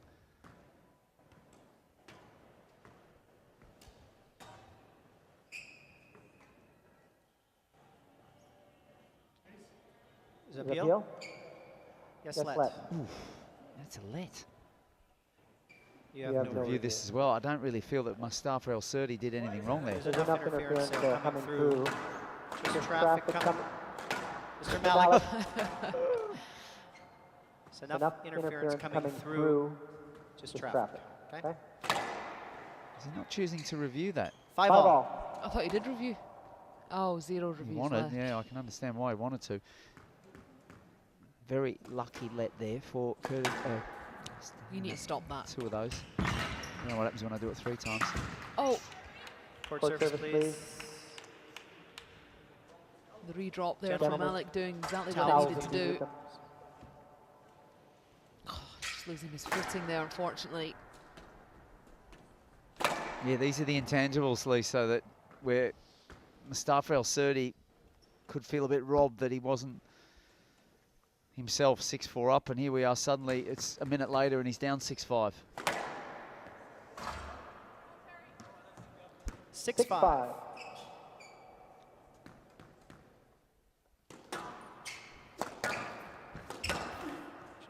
No let. I need you to go to the ball, Mr. Elsirty, not to the player. Just heating up now a little bit around this mid-court area. Mustafa Elsirty wanted to go through there but couldn't get through.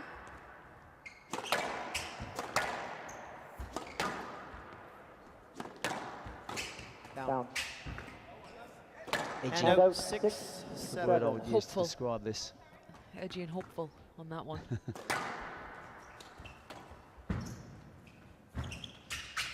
Stroke. Very poor choice of shot there, and Curtis Malik is a bit hungry. 7-all. Goodness, that's three strikes you're out. I think it's time to go back to the hotel. Yeah, I'm just going to say Malik.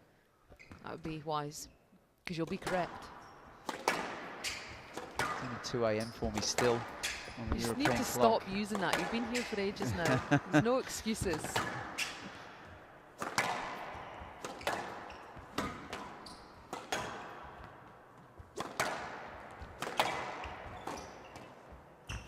Much better from Malik, getting the lines through again. The heavy line hitting, which served him so well.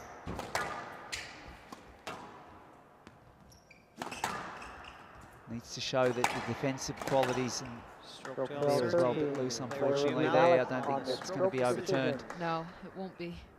He needs to use this opportunity to regroup though, the time that he'll take for this decision to be made. Can't be anything other than a stroke. No time to recover really with that decision. Elsirty decision upheld. Malik has no reviews remaining. The right box, 8-7.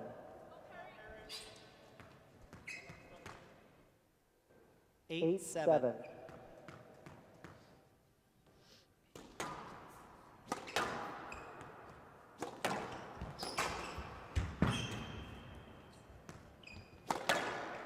Another stroke, and the indication already was that the reverse boast was a bit of a swipe at trying to quickly pocket the point again, and the mindset is just, it's diverged away from the construction that has gotten him into a position where he's close to the finish, but he needs to put the final touches to it, and they are not easy.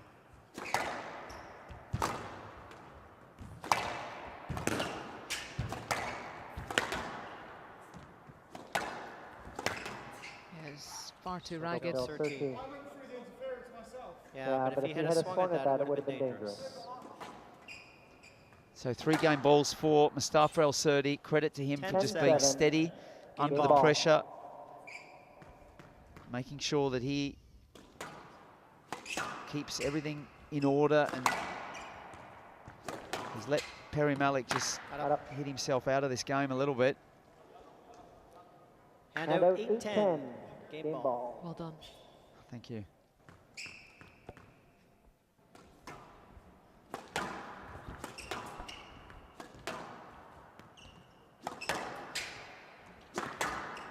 It's wild. Oh, that's a forehand drop that I've been looking for. Game to Elsirty. 2 games all. Solid from Mustafa Elsirty. He is absolutely trying to hit that in the nick, and that is the problem. He's going to have to change that, Lisa, because Malik got himself into trouble by wanting to get to that finish line too quickly. There's work to be done, even when you get to 7, and he wasn't prepared to put that work in. 2 all, 55 minutes. We go to a 5-game thriller.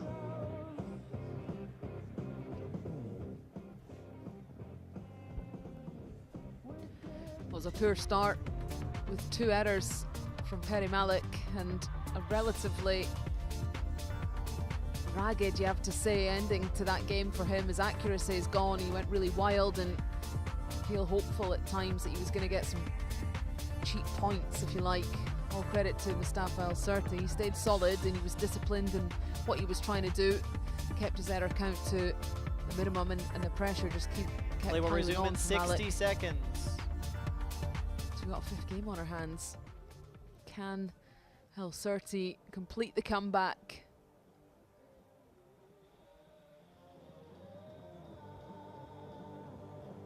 I'm still thinking about that ball change, or lack of.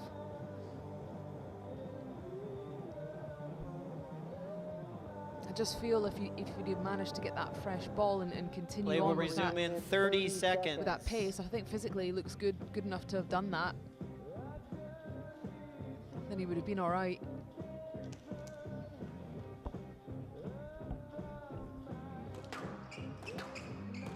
$15 seconds.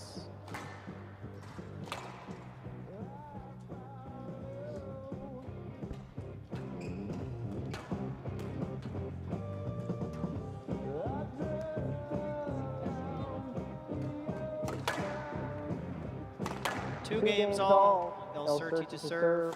Each player has 1 review available. Love all.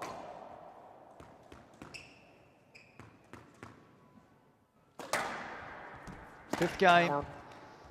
Ball just catches a bit of the nick. Elsirty flies out of the blocks with the first point.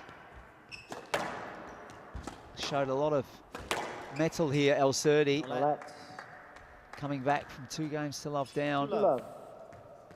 Powerful start here in the 5th game. Yeah, similar to that of the 4th. 2 quick points on the board for Elsirty.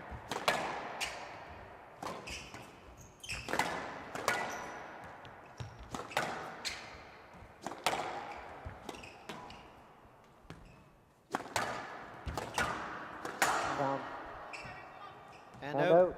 1-2. Hasn't missed those when he's been given them. Yeah, I prefer when he leans into that sort of shot. That's another error from Malik. He's just, he's his own worst enemy.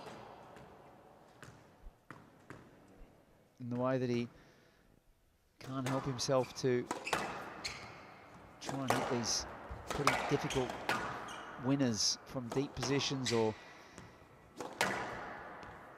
he's got a lot of attacking abilities just when he's hitting through the court.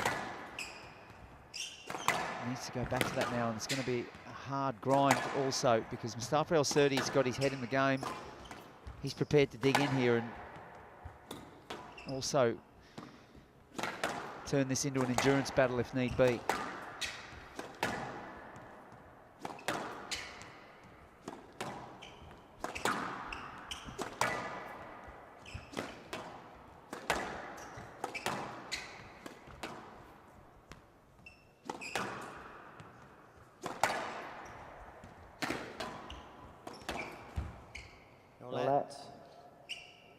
Well, the reviews come out very early here. Mustafa Elsirty was clever in the way that he charges away to try and get out of the way here.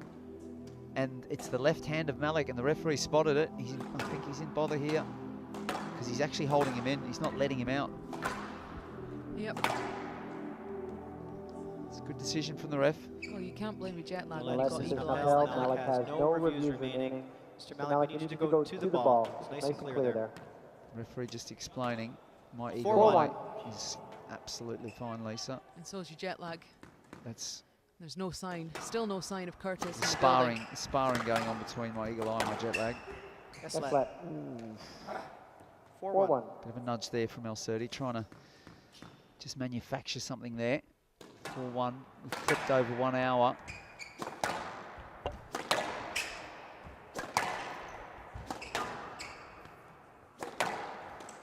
Oh dear. Well, you said it, he's his own worst enemy. 5-1. Wanted to take that one on. Came down right down the middle. Well, there's a shuffling of the feet there where you just reposition the hips and you can run that in. He could have put it 3 inches above the 10. It would have been a winner. He hasn't had that awareness in this situation to manage that well enough. In game 4, where he was 7-5 up, he was only 4 points away from winning.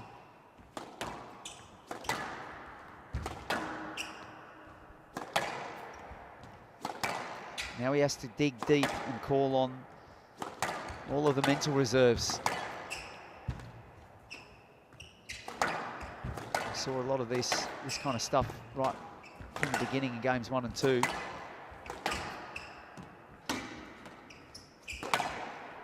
Beautiful down the line. Still not good enough though.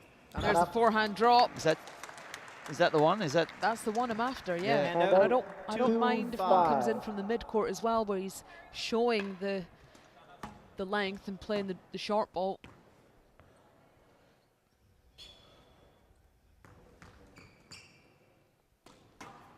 What was the shot before he played there? Before the forehand drop? I was about to say something. Well, the pressure down the backhand line was superb in that previous rally.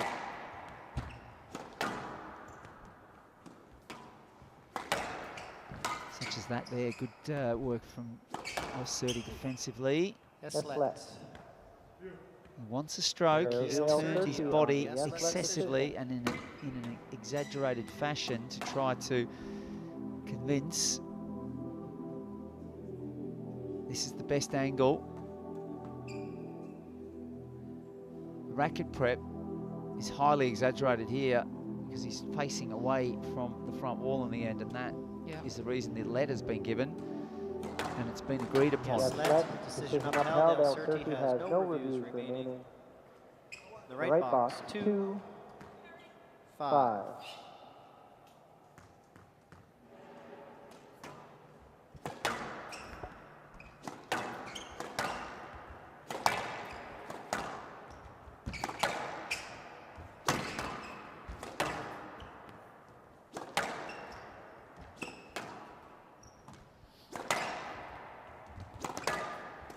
Trouble. Oh, just got out of that one. The ball took an awkward bounce. Perry Malik having to defend now. He's got no choice because the scoreboard is not allowing him to do anything wild.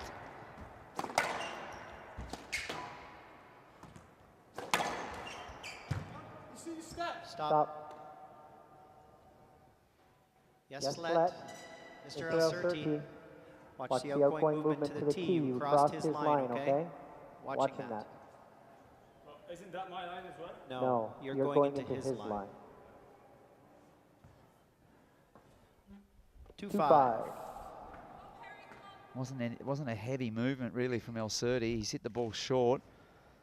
Perry Malik was also there, perhaps a little bit fortunate that he could just get the let and stay at 2-5.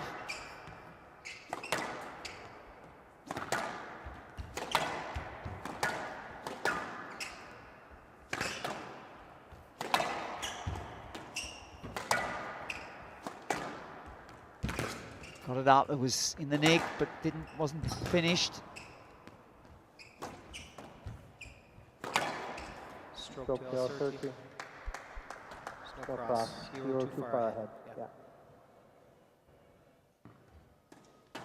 Hand out 6-2. Trying to have a look there. It's not going to help him. He doesn't have a review, and he needs to be more focused on this rally. He's been rolling that wrist, and he did it again on that shot, and that is the problem when you continuously trying to roll down the line there, that if you spray it like that at that pace, you're in a stroke situation. That's a great shot. He's waited and waited till he got a chance on this forehand side. Elsirty again showing great patience.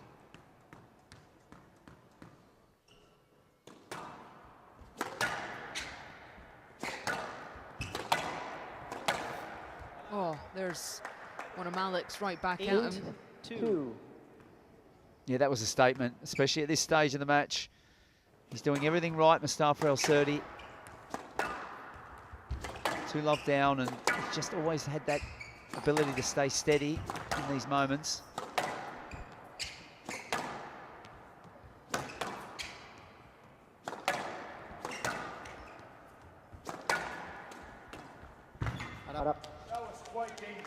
It's all good. Watch, okay? I felt the rally was fine. Okay. Hand out 3-8. Well, now is the time for Perry. It's an interesting one there. Elsirty is also highlighting the fact that that cross court shaved a couple of hairs off his legs.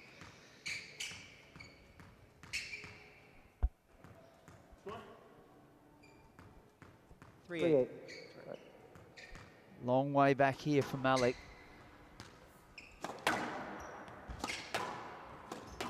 Elsirty is fully aware and understanding that he's going to lock down the lines and be very patient about when he takes it short.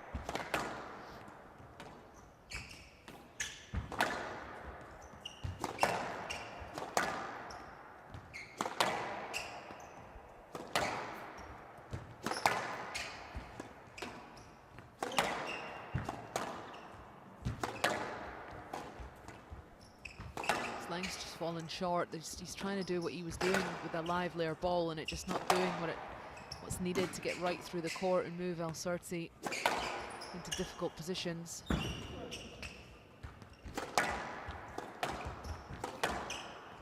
Physically been solid all match. Elsirty, there's been no kind of drop off, no questionable fatigue at all.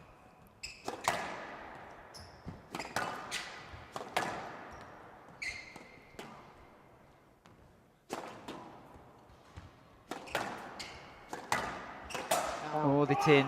The patience again of Elsirty. Hand out. To just see that rally through. As it was building, you could feel that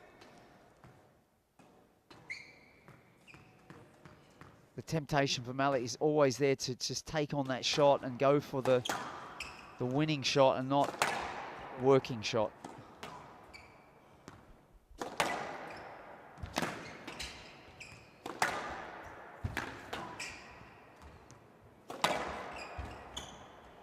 Let's just clip the line. Elsirty moves to match ball.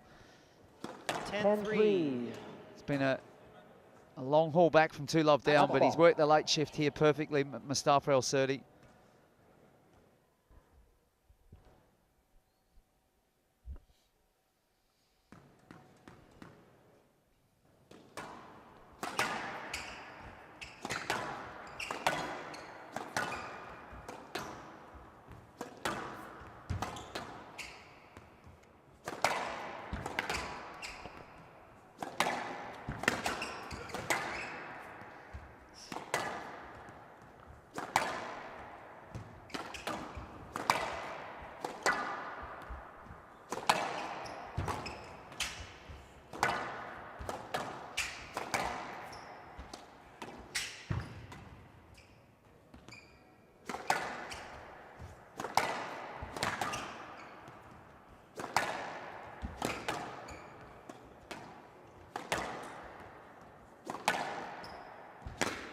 And that's out of court. Elsirty working that rally. There's the raw. And again. Elsirty. 3 games to 2. 8-11, 7-11, 11-6, 11-8. Good match, really highly entertaining. A lot of heavy hitting. Perry Malik had his chances in game 4 in particular. Just got a little bit too eager to finish it off too quickly. And full credit to the Egyptian. He stayed patient. He was ready to play the long game tonight, and it paid off. He's going to have a chat with Jeff Lurry now. 3 games to 2, 70 minutes in this second quarterfinal men's match Mustafa, here. this is your second fifth setter in 2 days and down to 2-0 trap. Talk to me about what went into your mind and to keep some of that 5th game magic 2 days in a row. Honestly, today I think I didn't feel one single shot getting to the back. He was dominating me in the first 2 games. Couldn't do anything about it, to be honest. And obviously I had my teammates here. They tried just to tell me to keep structured and just take it more physically, and they know I can bounce back from a 2-love down. So yeah, 5th game I had to put everything in, and I had to dig deep and be more accurate and try to be more structured. And yeah, just gladly it worked at the end. Yeah, and that you did. So tomorrow you get a day off. Talk to me about what you go into preparation to play Lionel Cardinas in 2 days from now. Yeah, I mean, to be honest, I don't think anyone needs a day off more than me now. So had 2 5-setters in a row, so the body's gonna be feeling it tomorrow. But yeah, gladly I got a day off and gonna rest and recover and prepare and try to come back after tomorrow in much better shape and more accurate. And yeah, glad to be through. Amazing. Well, wish you a very good recovery, and we'll see you in the next round. Ladies and gentlemen, that concludes really solid night number 1 of quarterfinal matches. Tomorrow Mustafa is day number Elsirty, as he 2. was saying there, quarterfinals. no one deserves a day off more than me. I think Amina Orfi, to be fair, deserves a day off or 2. And have a good night. 2 love down though, and it was a really special couple of games from Perry Malik. He made use of the fast ball. He was playing at incredible tempo, and he had Mustafa Elsirty pinned behind him for the most part. And then 2 love down. The ball dropped off. There was no new ball coming in, and he might regret that. I think he will regret that. And Elsirty was very solid in the end there. Big reaction from him.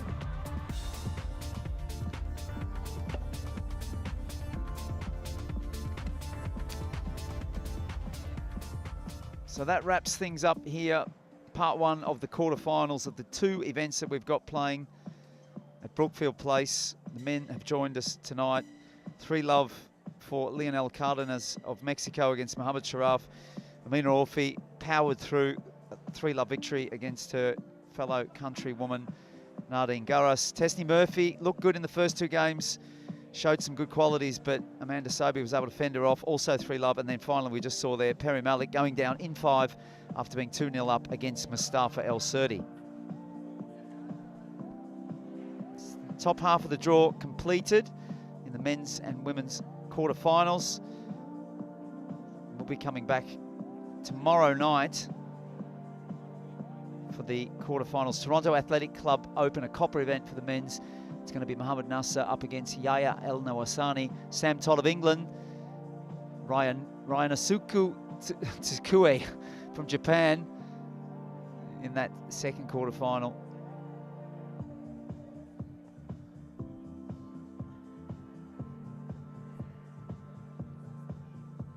Women's quarterfinals for the Canadian Open.